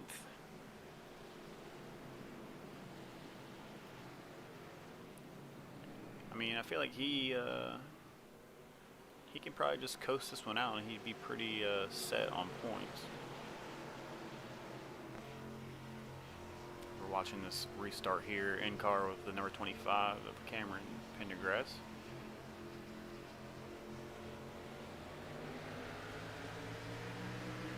That restart timed pretty well by the HBR team as they get a decent jump off that line. Decent enough to put them in 1 and 2.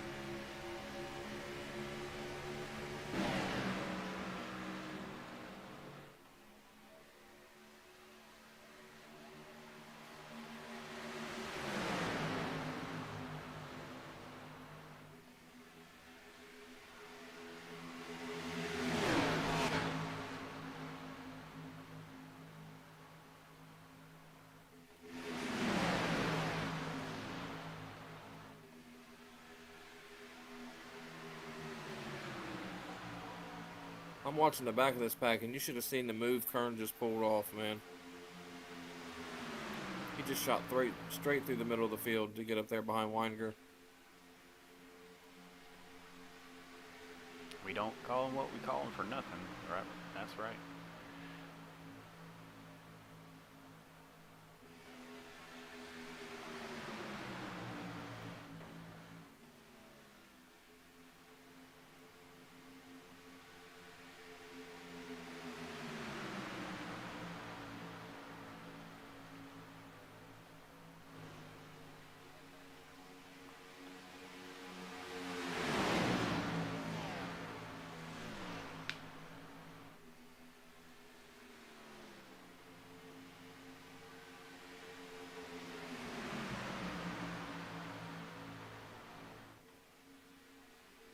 You got Weininger going 3 wide between George and Pendergrass.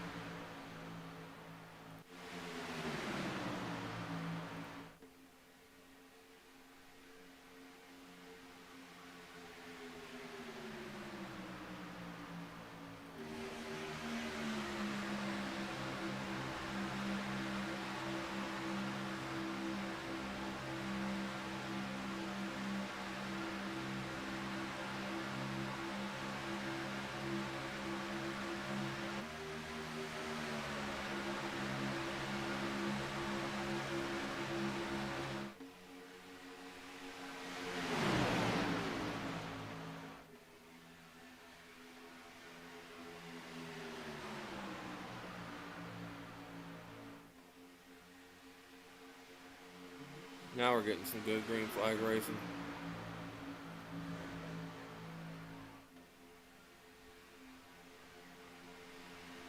Yeah, kind of get lost in watching and forget that I'm broadcasting this thing. So Yeah, it's easy to become a fan once you're up here. ooh, Drew with that dive down onto the inside. That was pretty slick.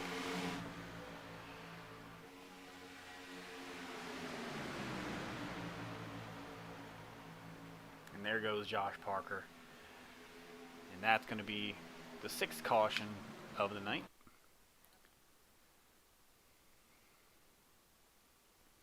Yeah, it Take looks like this Drew back. might have gotten up into, I think it was the 81 car there. That is correct. So it looks like Drew jumped down into that gap behind Happy.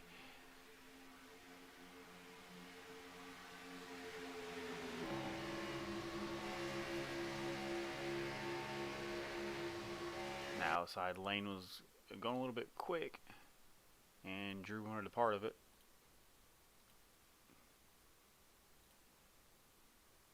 I missed it.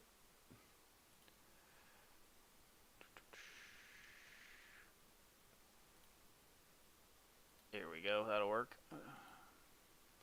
Yeah, just got into the bumper there of Josh Parker. Sends him into the infield. Drew's got to be careful because he doesn't have that fast repair, so. Parker doesn't collect anyone else, but still caution.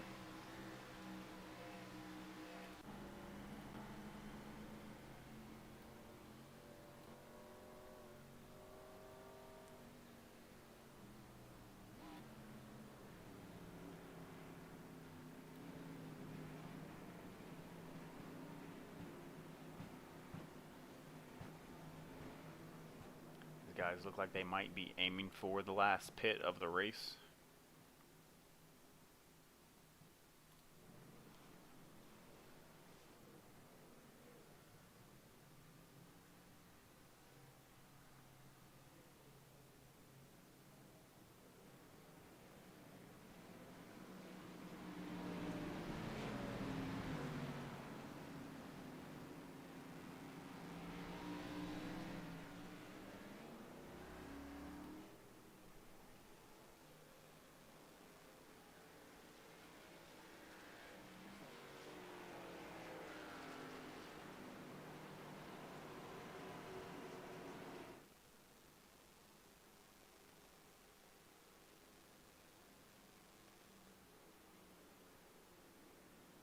I wonder what the fuel window is on a full tank, because a lot of these guys just, well, some of these guys just pit, if not all of them.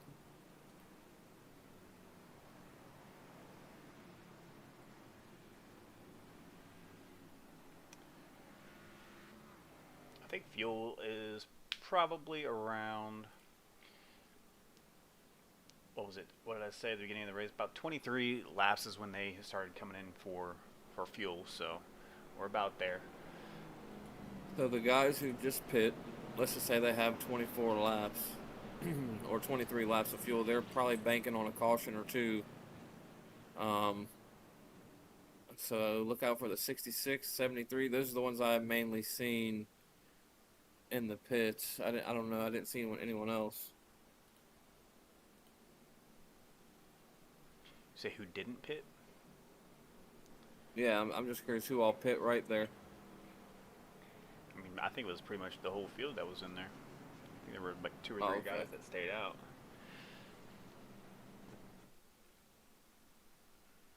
So, and also I see Bobby Grady took the lead off pit road too. He won that pit cycle. A bunch more guys to go in there as well.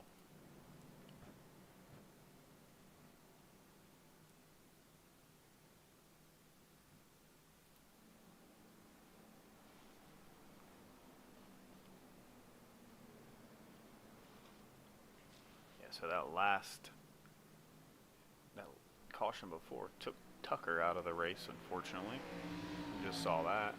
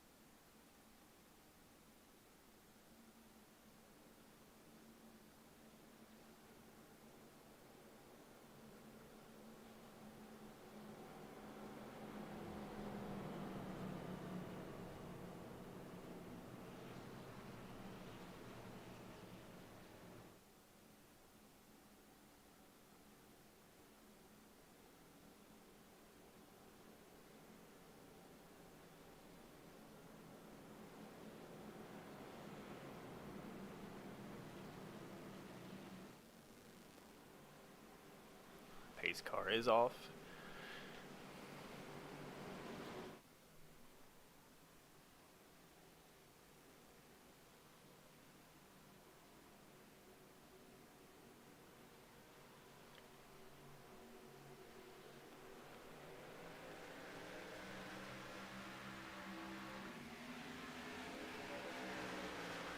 That top line there looked a little strange. It looked like everybody was single file back there.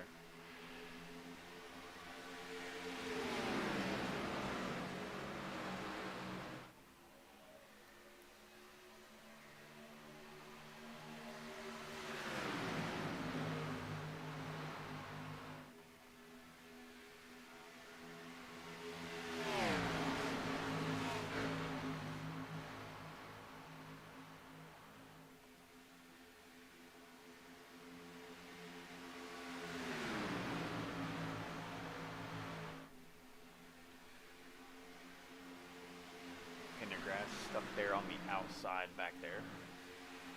Finally makes his way in.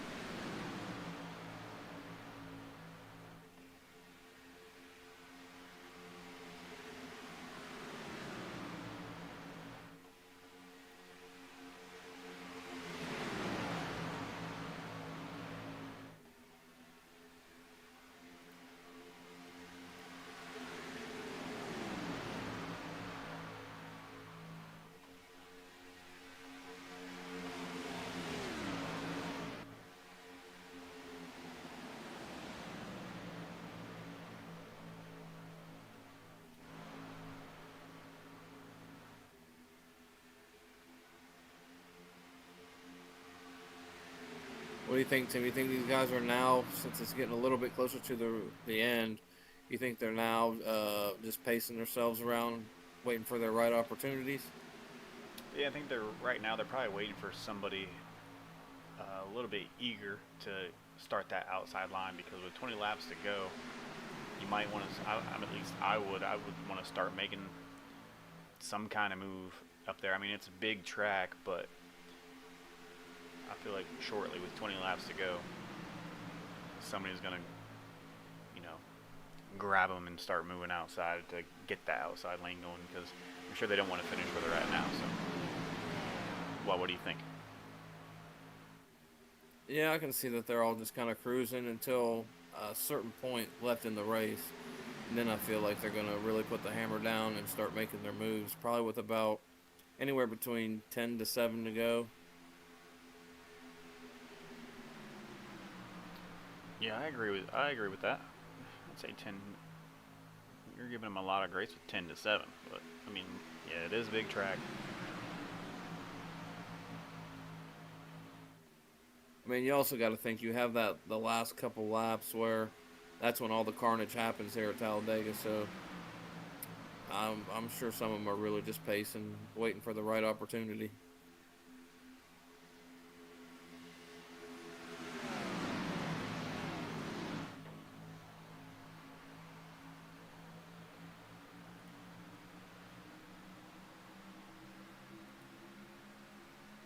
Connell with a pretty decent push on Grady up there, stretching out that lead over Carvalho. I've been pretty impressed with Carvalho tonight. I don't think it was a bad choice.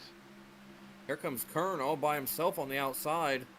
Man, he doesn't need a draft partner. Yeah, he says, get out of the way. He is cooking. And if anybody back there was smart, they'd hop in right behind him. But look at Weiniger and Happy. Oh, he snuck in there. Weiniger and Happy are on a move too. Don Miller didn't know what to do there for a second. Yeah, those two cars on that outside line, they are really trucking now. There goes Dayhoff hopping out in front, joining on that outside. George is going up into Brandon. I feel like that's going to slow that whole outside line down, and Brandon sneaks in, safe and secure.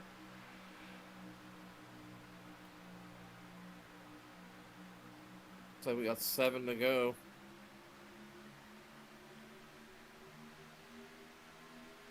And those 3 guys on the outside line, those are all K&W guys, so I'm not sure if that block there on Dayhoff was intentional or not, but Dayhoff might look like he's going to throw one back.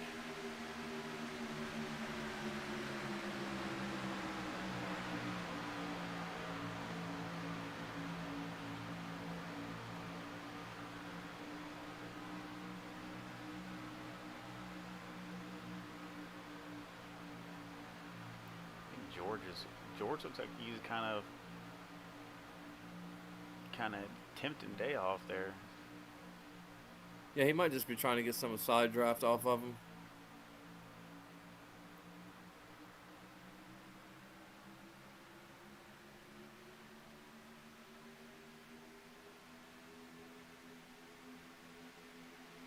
And there goes that outside line. There we go.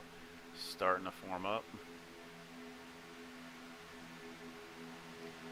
But Connell is pushing Grady really, really good right now. I mean, they look like he's got a hitch on the back of that thing, the way they're on top of each other.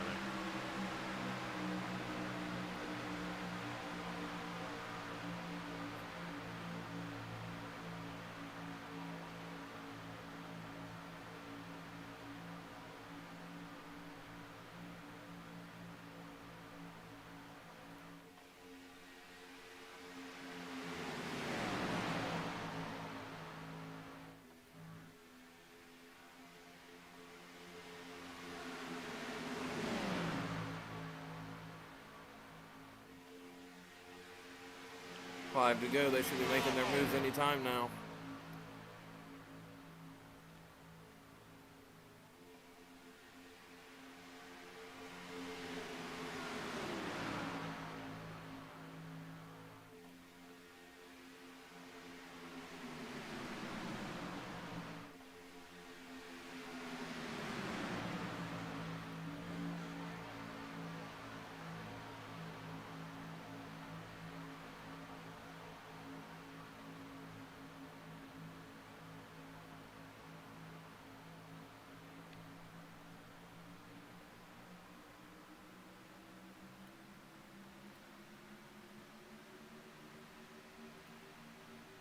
It's like 4 to go.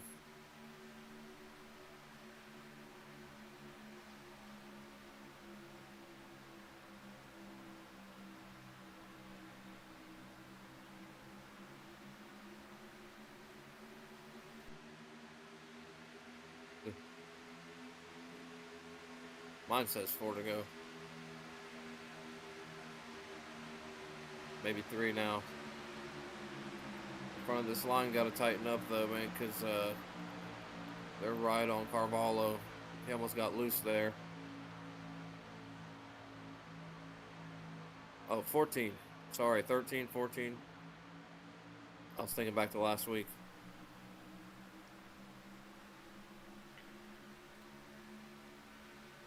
So we still got a little bit of time. As Everly gives Carvalho a little bump there.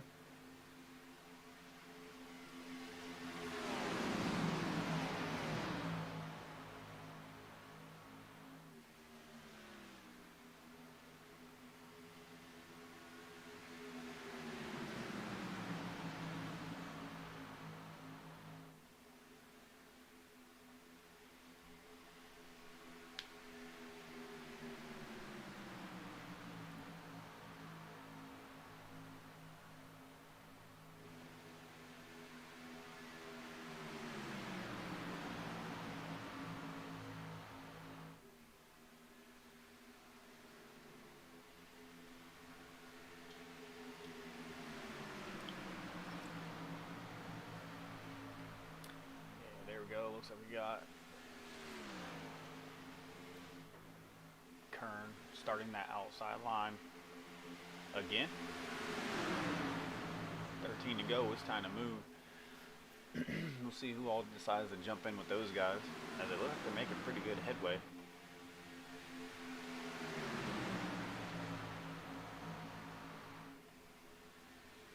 Man, Mason Connell's all over the tail end of Bobby Grady here.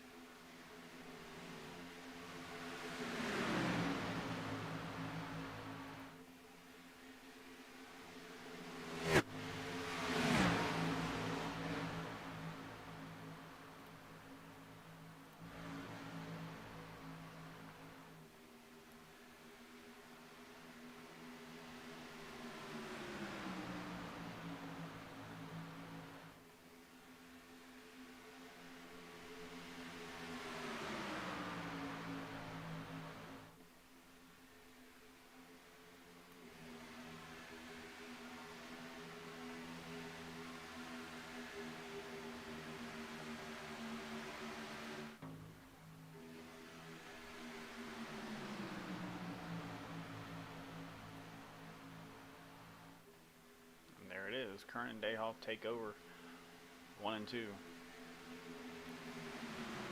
Get that outside line forward up back again. These guys are saying, I want to do that.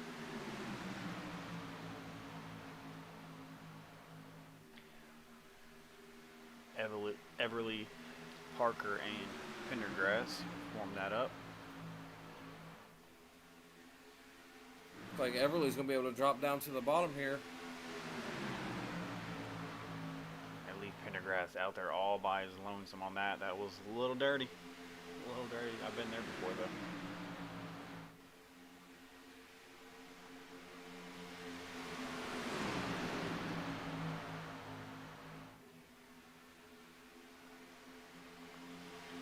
Now we're inside of 10 to go. Without those guys that drive with, you're pretty much sitting duck out there.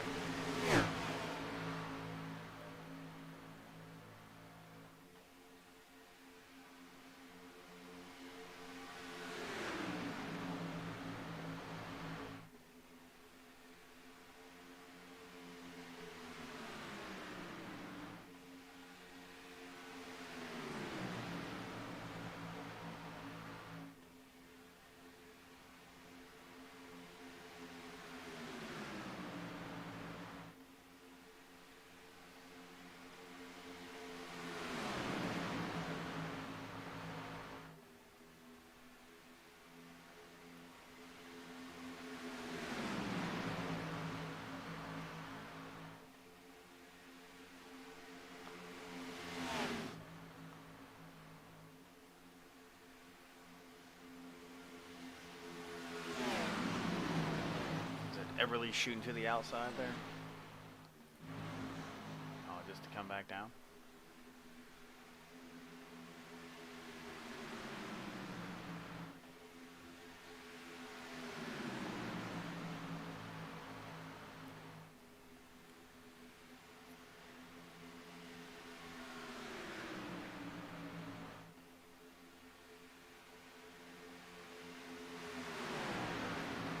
Alright, get ready. I feel like moves are about to be made.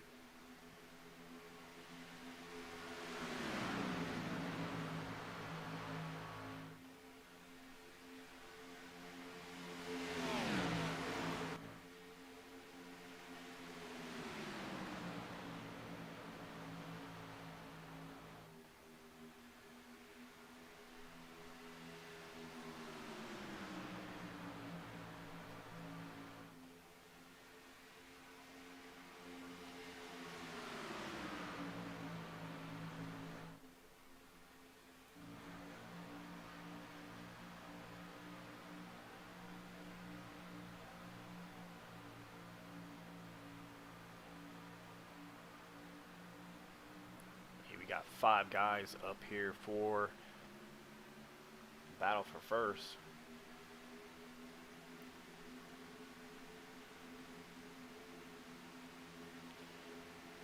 I mean, as you seen last Tuesday, anyone inside the top 16, if there's that last lap accident, that top 16 can get in that top 5 easily. Oh yeah, that's like trucks last night. They all that was back in 9th, I think, and they had that accident crossing the start finish line. And I was like, did I get it?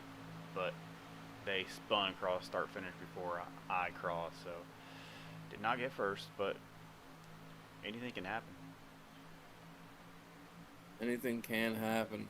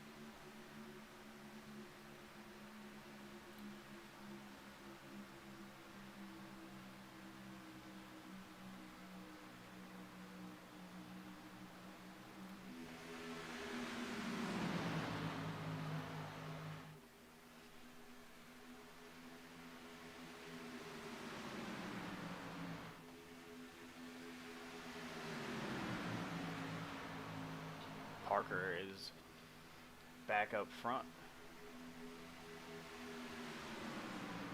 He started first. He wants to finish first.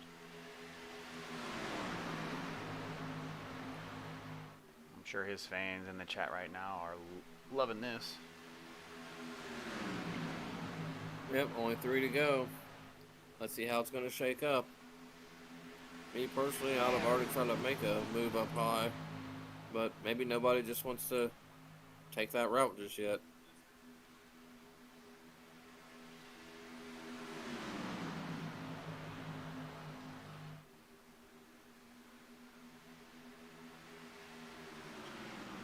Yeah, well, the guys up front who are in contention for the championships and the playoffs right now are the 31 of Kern, 51 of Dayhoff, and the number 1 of Grady.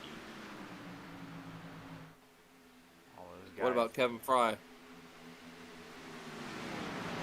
Kevin Fry is in there and just moved up into the top 5. So Oh, here comes the 80. Here comes Kevin Fry making a serious move on the outside. and there we go. We're gonna have lots of shifting up here. Don Miller and Kevin Fry just shooting past everybody, followed by Kern and Dayhoff. Kern, Dayhoff, George, Holler, and they're all on the outside line. Where'd they come from?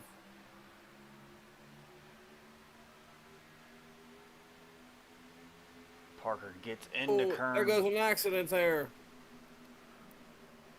and that will be the 7th caution of the night.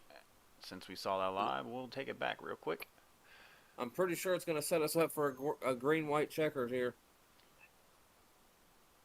So as that happened right before our eyes, looks like Josh Parker just comes up a little bit too far there, coming around that turn. Gets into the side of the 31. And turns him inside. He's going to collect Everly there.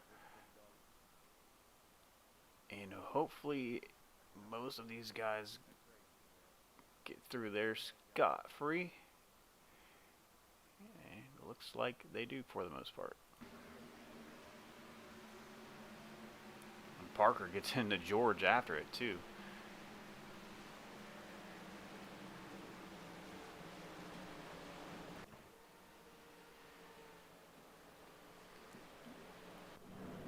I'd love to see how this one's going to turn out now that we had another shift in positions on the track.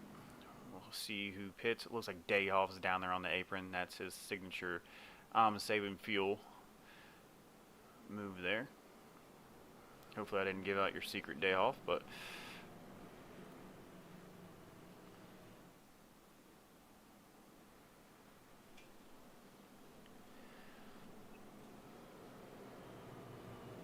Oh, they're coming in to get fuel.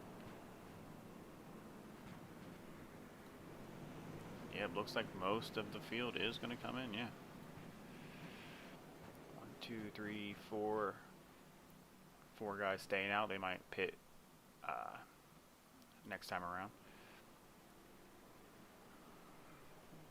So this race on pit road is really what's going to matter too. Looks like Fry gets out, Miller gets out, Carvalho's grabbing tires, George, Holleran, Grady, Weiniger, Everly, Havoc, Tyler, and Carvalho.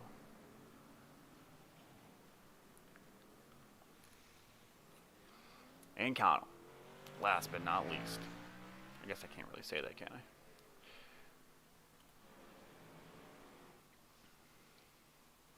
And Dayhoff needs this win because he's currently sitting 13 points behind the cut line here to get himself locked in. I wouldn't say locked in because we've got 2 more races to determine who moves up to the round of 8. Do you think he's going to try to make it on whatever fuel he has left? Did he not jump into pit? I didn't see him jump in pit. Alright, well, he's down on the apron now, so he probably didn't. I think he can make it. I mean, these caution laps, you can save a pretty decent amount of fuel, whether you're clutching it or cutting the ignition off.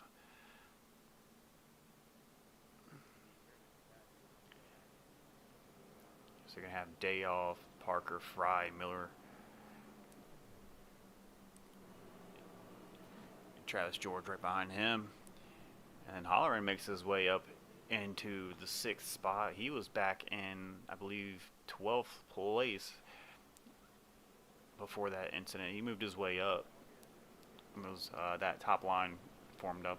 But Yeah, when that top line shot out like a cannon, dude, they definitely he moved up, like you said, from 12th to I don't know where it was, 6th. 6th, yep.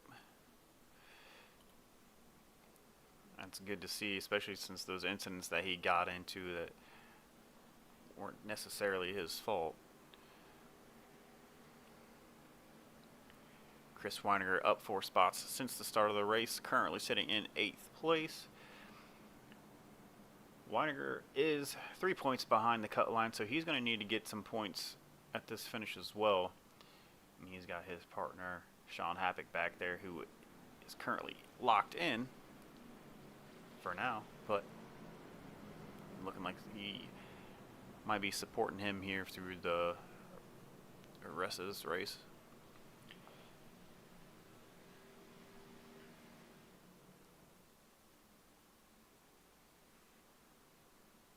I think Dayhoff might be cutting it off here.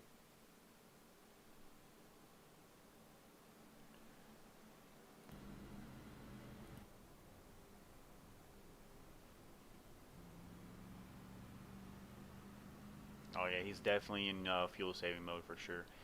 In car with Dayhoff, and you can see no inputs there.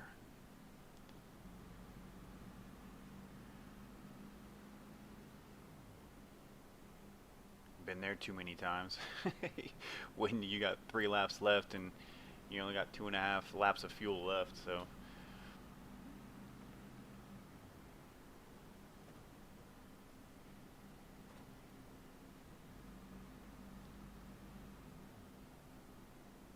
But this would be an awesome, awesome victory for Dayhoff, coming off of that 2-week stint that he just had.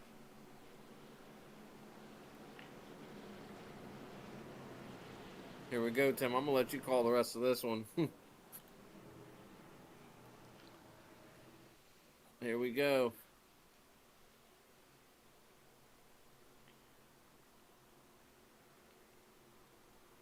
All right, pace car is off as the field comes around to the restart That top line zone. got to Here. get up there, man.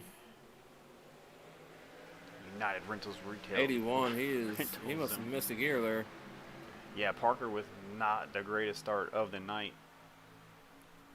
Dayhoff and Fry with a pretty good one as they get off there. And Parker having a little bit of trouble. He stalls that line. And they got a couple guys up into the wall back there. And that's not going to throw out the caution. It's like Happy and Weiniger were caught up in that one. And that leaves Dayhoff still out front with Fry. And that is going to be the caution. Okay.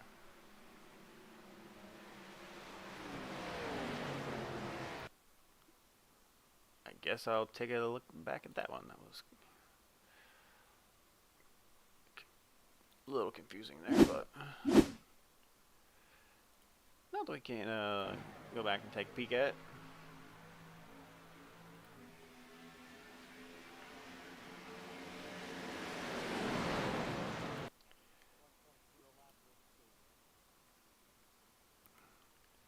I'm going to go on Holler and look to the rear of him and see exactly what happened here. It looked like there was just a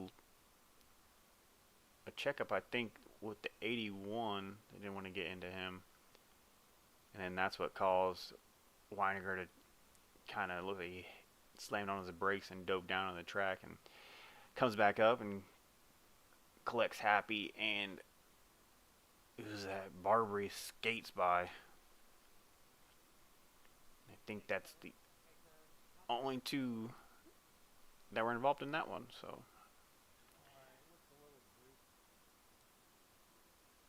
Like those guys, besides Weiniger, I was hoping Weiniger would get up there because he's just outside of that cut line, but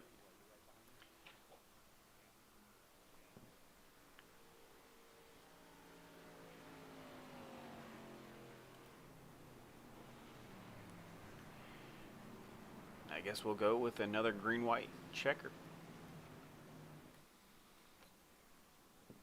Don't think Dayhoff can make it on fuel. He's coming in.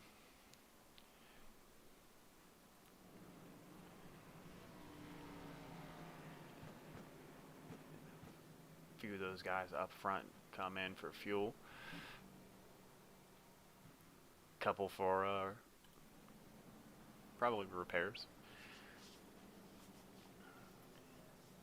Yeah, Connell, Miller, Holleran, Barbary, and Dayhoff. McConnell out first.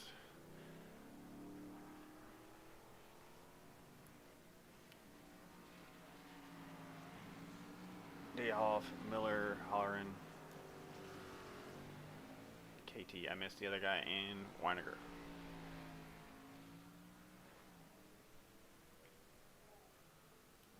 Yeah, a couple of these guys got all four tires. Let's see if they can make some noise here.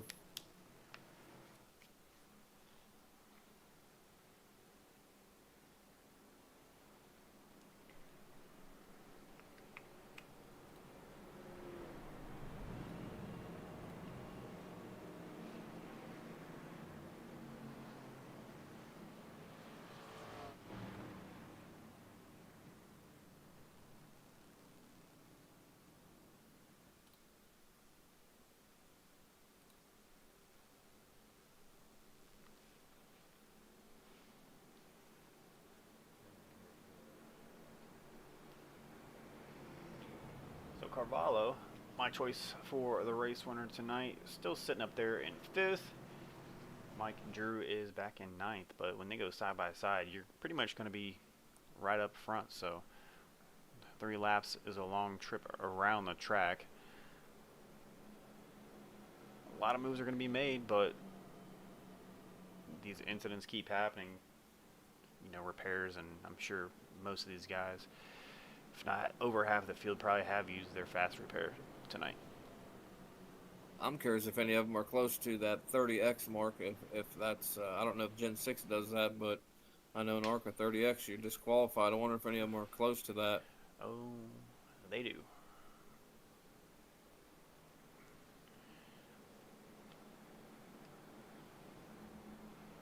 I don't think I have admin rights, or I could probably check.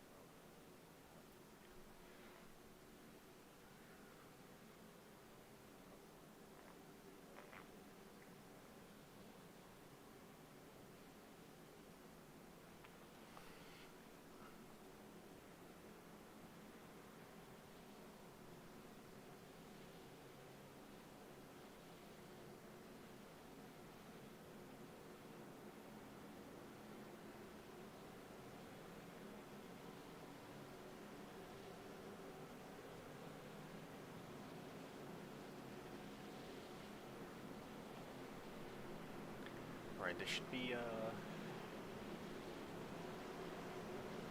be an interesting green-white checker once again. Yep, time to sit back and enjoy the rest of the show.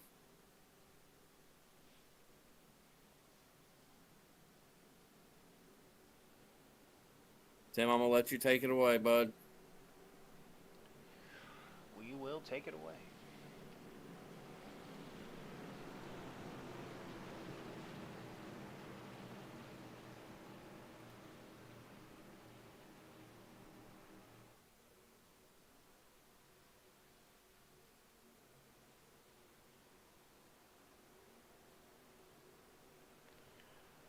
Pace car is off, along with KT McCann right behind. And these guys are coming into the United Reynolds restart zone, and they are off.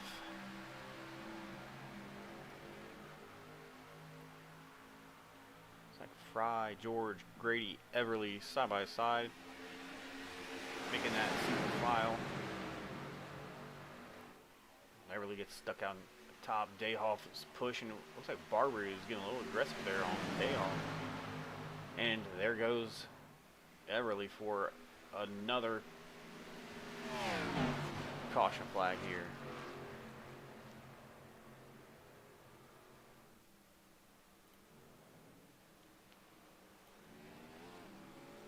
And that collected hollering as well, looked like.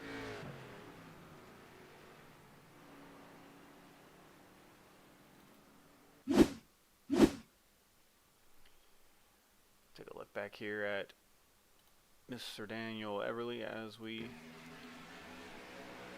see what happened. Looks like Everly was getting a little bit too aggressive, along with Barbary back there. I feel like there's a lot going on. Not I sure. think this is our very last green-white checker, too. I don't think there's another one after this. No, there's not.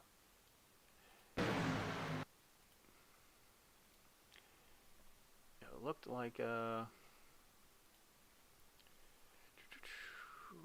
me pick the right car here.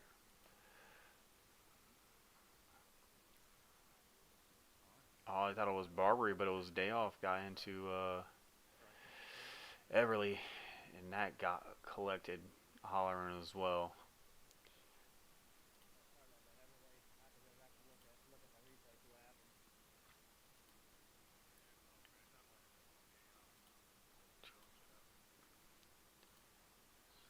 Look from other perspectives here, and that sucks for 73 because he was making his way up there. But luckily, not too much damage for him. Might be able to find his way back.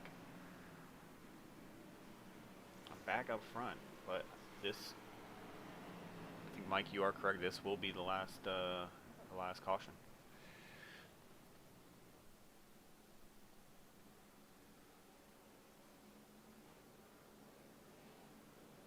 Still, a green-white checker on this is about 2 laps on our normal track. So, well, 3 laps on a normal track.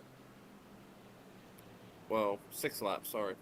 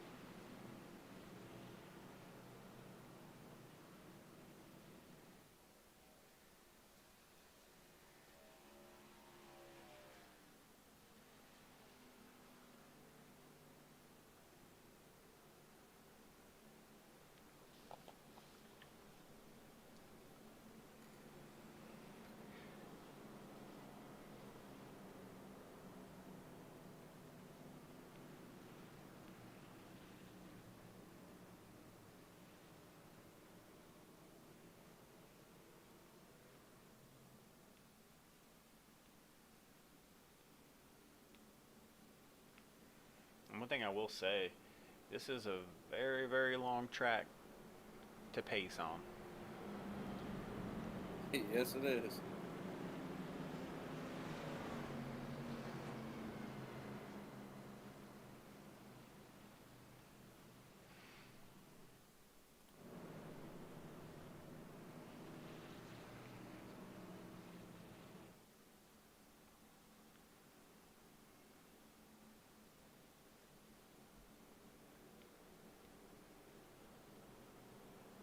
There we go, Timmy.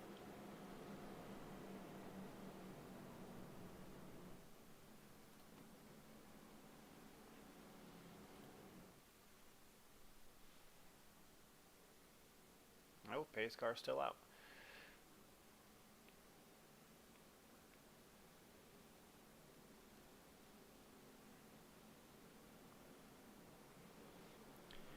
NASCAR trying to get that fuel down to a bare minimum here. Make this last little bit interesting. Even more interesting than it already is. I'm telling you, I still think any of these guys on that lead lap can win this race, man. I really do.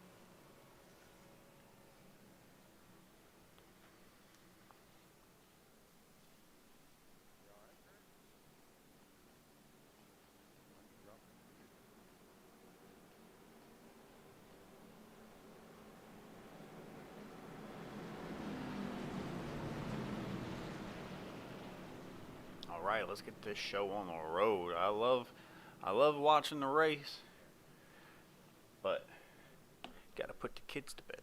I'm just kidding. I don't have kids.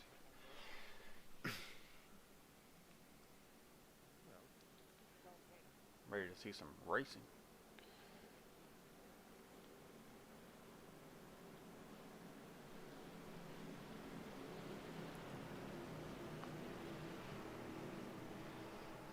Think Halloran's gonna make Alright, some here we moves there, go. Mike? Who? Think Halloran's gonna make some moves here? Man, I'd like to see it, but I don't think he's got it, man. Unless there's the big one here at the end.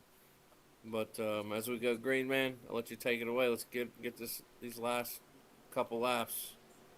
Let's get it over with and get some exciting racing going. All right, green flag's out. A little bit better restart than the last restart here.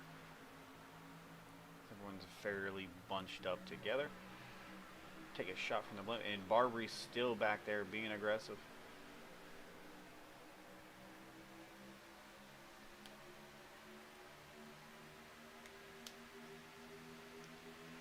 See if that outside line can form up and get these guys. Yeah, you look at Howard, man. He made it to 6. Well, he did, but here comes that outside line. Oh, they're gonna get cut off here. Yeah, held up by Connell there, and that's going to put some Yep, guys into held the wall, up. checking up. Now you're gonna see. Oh, they're making moves now. Bottom line slowing up a little bit here as Grady, as Holler gets into the back of Grady.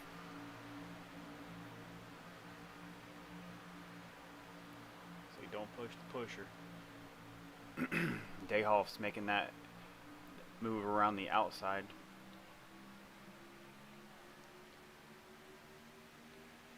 These guys are pushing for dear life. Oh yeah, they're pushing. Somebody's down on the infield there. Yeah, Fry on the gets inside. down onto the inside. Got Barbary. Grady looking like he's going to get into Barbary. Side Here by comes side. Halloran and Kern.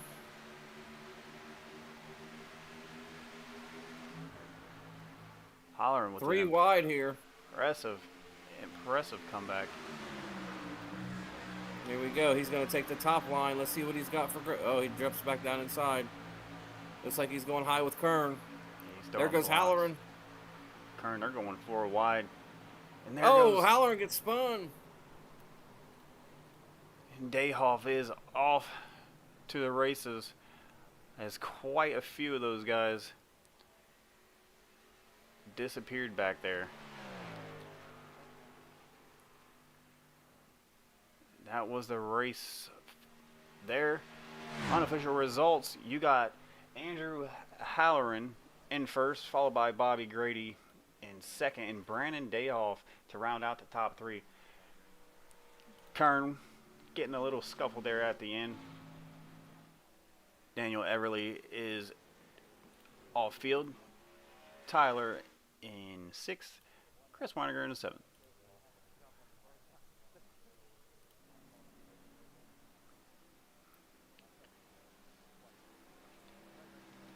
Andrew Carvalho finishes 8th with Don Miller in 9th, and Mason Connell rounding out the top 10 here at Talladega.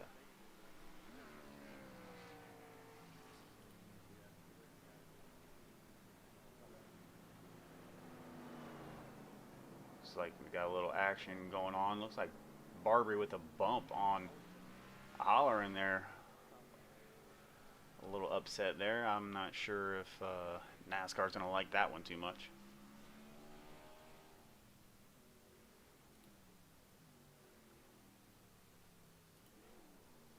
Yeah.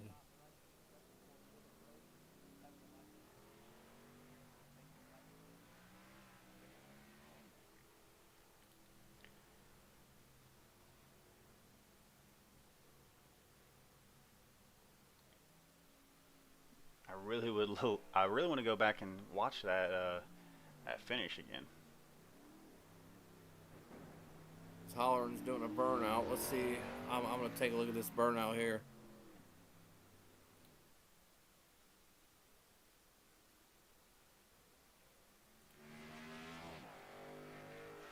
Oh, looks like he's hitting up the infield here.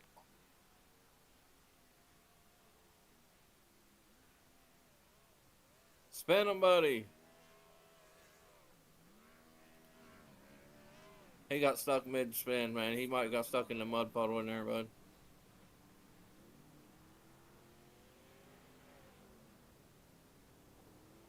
I know Halloran's going to feel real good about that one.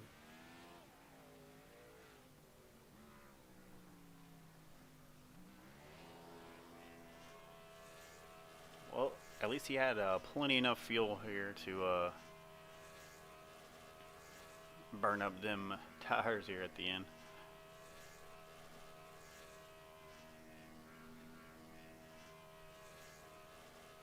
There you go. Now there's a burnout right there.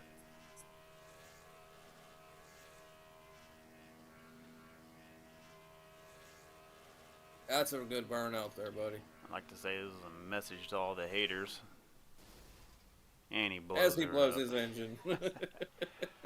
Congratulations, Andrew. Although you're out of the playoffs, congratulations.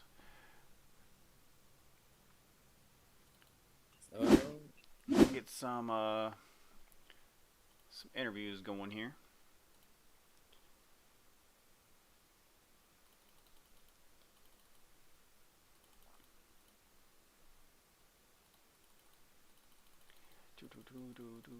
One second, please.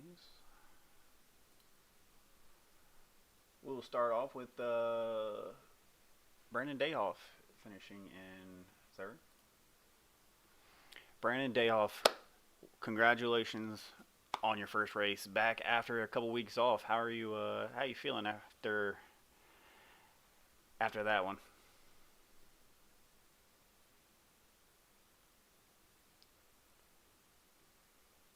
I think us pulling him up here got the bandwidth.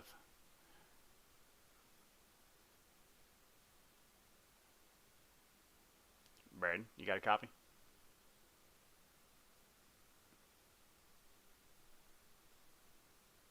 Yeah, I'm not hearing anything. All right, we will send him back to the waiting room.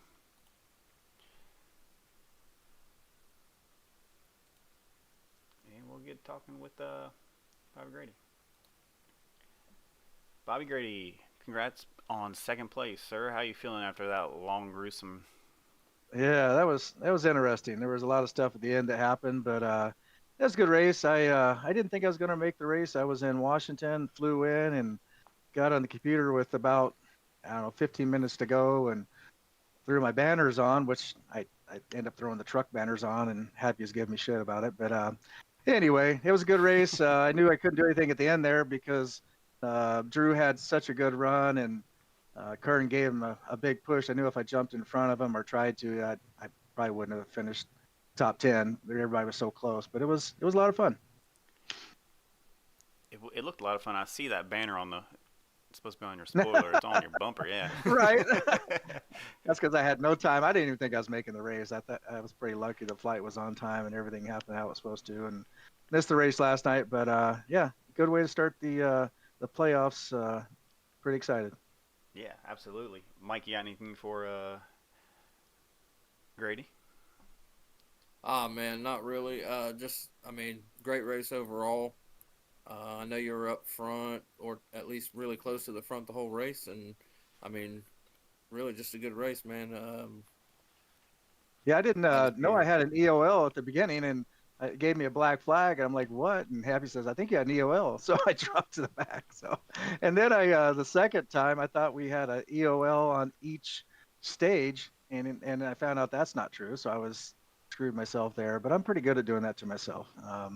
But I appreciate you guys broadcasting and doing what you do, and look forward to hearing more from you. Of course, we're glad you made it back in time to show up. Yeah, yeah. I was my wife wasn't happy with my driving on the actual road to get here, but always got to thank her. She puts up with me doing this, and again, thanks, guys. Told her you're practicing and it paid off, huh? Right? Uh, you got any other shout outs, Bobby? Nah, that's about it. Just I always want to thank Mama and what you guys do, and Happy and Weingar and everybody that puts this stuff together. Of course, we appreciate you for showing up, and we'll be talking to you next week. All right, yes, sir. We'll All do right. that. See you guys. See ya. See you, Bobby. You want to try Dayhoff again? Go 2-3-1 action, or Yeah, I'll give Day Off a ring.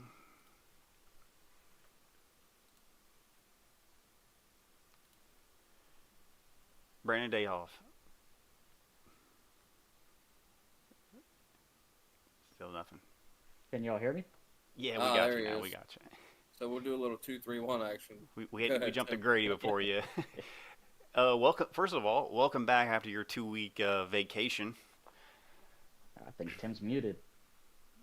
Or here we go again. Can you hear me? Brandon, can you hear me? Yeah, I can hear you. Go for it, Mike. Oh, okay. Well, Tim's saying welcome back after your 2-week vacation. How's it feel to get back out on the track, especially this one? Oh man, it felt good to get back on track. It was like I missed 3 weeks in Gen 6, so definitely happy to get back on the track. It makes up for lost ground I made in the standings. So I'm in the playoffs. So my whole goal was just to get as many points as possible in this one. Yeah. So I know on that last green white checkered, I believe you started next to Holleran or in front of him, something like that. What was your thinking going into that last green white checkered there? Oh, well, that last one was I messed up on that one. Yeah, I started in a higher gear than I wanted to. So I lost ground. I was like, "Oh, there goes." That would cost a better setup for me, but I was able to come back and pull off P3, and yeah, I come into the line. I think we're like 4 or 5 wide. I maybe I should have made that move sooner. Maybe I'll have been P2 or P1, but I'll take P3 any day.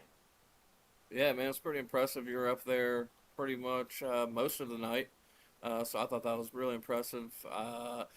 And then I noticed, like around those last pit stops, did you take fuel and tires, or just fuel on the last one you did? That was fuel only. He had to take fuel. Okay. He was running low. Yeah, then on that first green white checker, I was like, I only had enough for just one round of it, and the cost came out and screwed up my plans. So I had to go back in to get fuel for the second green white checker. Yeah, absolutely. Tim, you got anything for Dayhoff, or he gives a shout out, or? No, I'm good over here. All right, Dayhoff. Anybody want to shout out? I like to shout out my team at HVR. They did amazing. We worked very well in this race, strategizing everything and stay with each other, and especially Connell. He knew the team. He's taken on an admin role within the team. He's doing a great job with that almost immediately. I'm proud of that. Proud of everybody at HVRL up in the booth, the ones who run it. We're happy.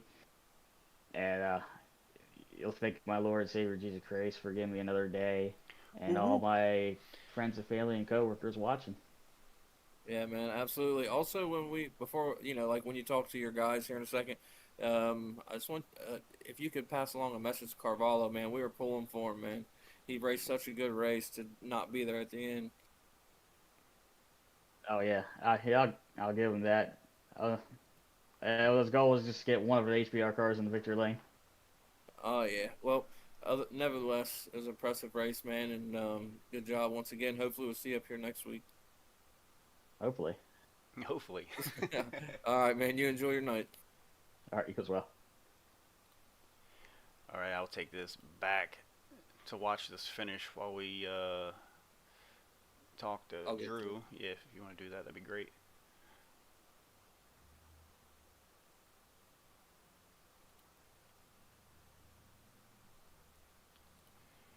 Interesting. Only a little bit of tech issues here, so nothing too crazy. Mr. Drew, what's going on, my guy? How are you doing, Mike? Pretty good.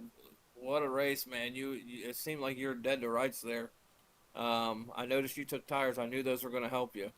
Talk us through that strategy there at the, between that last pit stop when you took the tires and then that last green white checker.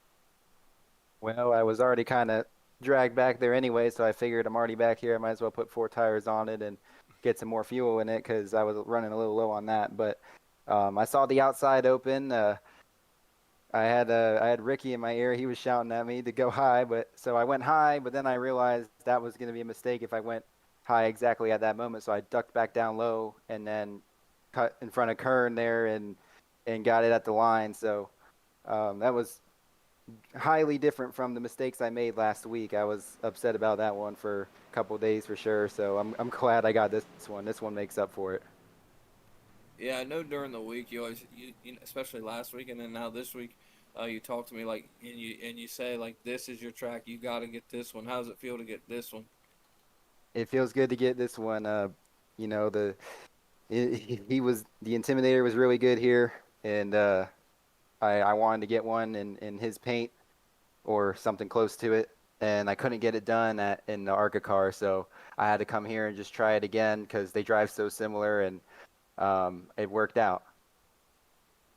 Yeah, it was impressive. Tim, you got anything for Drew? Burnout of the season, definitely hands down to that one. So, I mean, yeah, I saw some of those guys in the chat. They weren't very impressed with my burnout. What's his name? Who's the guy? That Todd guy. Someone needs to boo him up out of here. He can't be talking down on drivers like that. So for the grace of the Shawns, that's all I got for him. But he's welcome. This is my invite. You can come join us, Todd. Let's see how good you are. All right. There you go. I was in there. I saw it and I was like, this guy is. I don't have admin there. I would have got him out of there. But you have a little bit of beef there at the end with Barbary. No, it wasn't beef. He was helping me. So thank you to him. I appreciate him. He's been a friend of mine for a while. So I was glad to get him in there with me, and he was telling me to go high, but I had to wait a little bit longer, so he gave me the hint. Okay, yeah, I saw him there at the end of there give you a little bump. I was like, uh-oh. Well, go ahead, Tim. No, all in all, awesome race by you. Mike was rooting for you from pretty much far back to race winner. Impressive, and I mean, you're putting on a show, and it shows. We all enjoy watching you out there, so congrats. Thank you. See you guys tomorrow. Well, before we let you go, man, because we know you're going to enjoy this one and celebrate a little bit, probably drink on some Mountain Dew or whatever it is. We know you got a big race tomorrow, too. You got any shout-outs or anything before we let you go?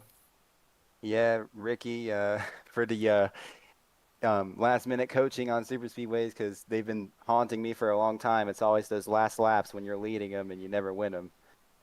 So now I was in the prime position that you want to be in, which is, third to fifth. So you can make your move, and that's where I was. That's about where I was at. So it's good to be on the good end of the stick this time instead of the short end. So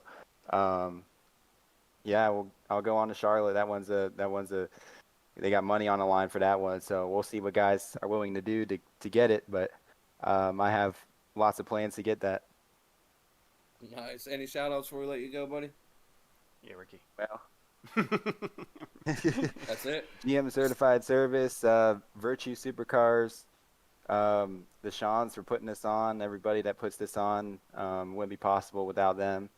My dog and everybody being quiet right now while I'm doing this interview. That's about it. Well, hopefully we'll get to talk to you again next week, Drew. I hope so too. All right. Well, congratulations, and we will catch you later. Gotcha. Good luck tomorrow, guys. Thank you. Thank you. All right. Well, pretty long, eventful, stressful, exciting race there. Drew with funny words. If you tune into the broadcast on YouTube because the chat is very interesting. But that's what that was about. But all in all, awesome race. Congratulations to everybody who showed up and finished and did not finish. So we will get some points together for you guys next week, and this should get interesting. This playoff should get interesting. So, Mike, if you don't got anything, I will send everyone on their way. No, man, that's it for me. All right, guys. Thanks for stopping by, and hope you enjoyed the broadcast. We will see y'all next week.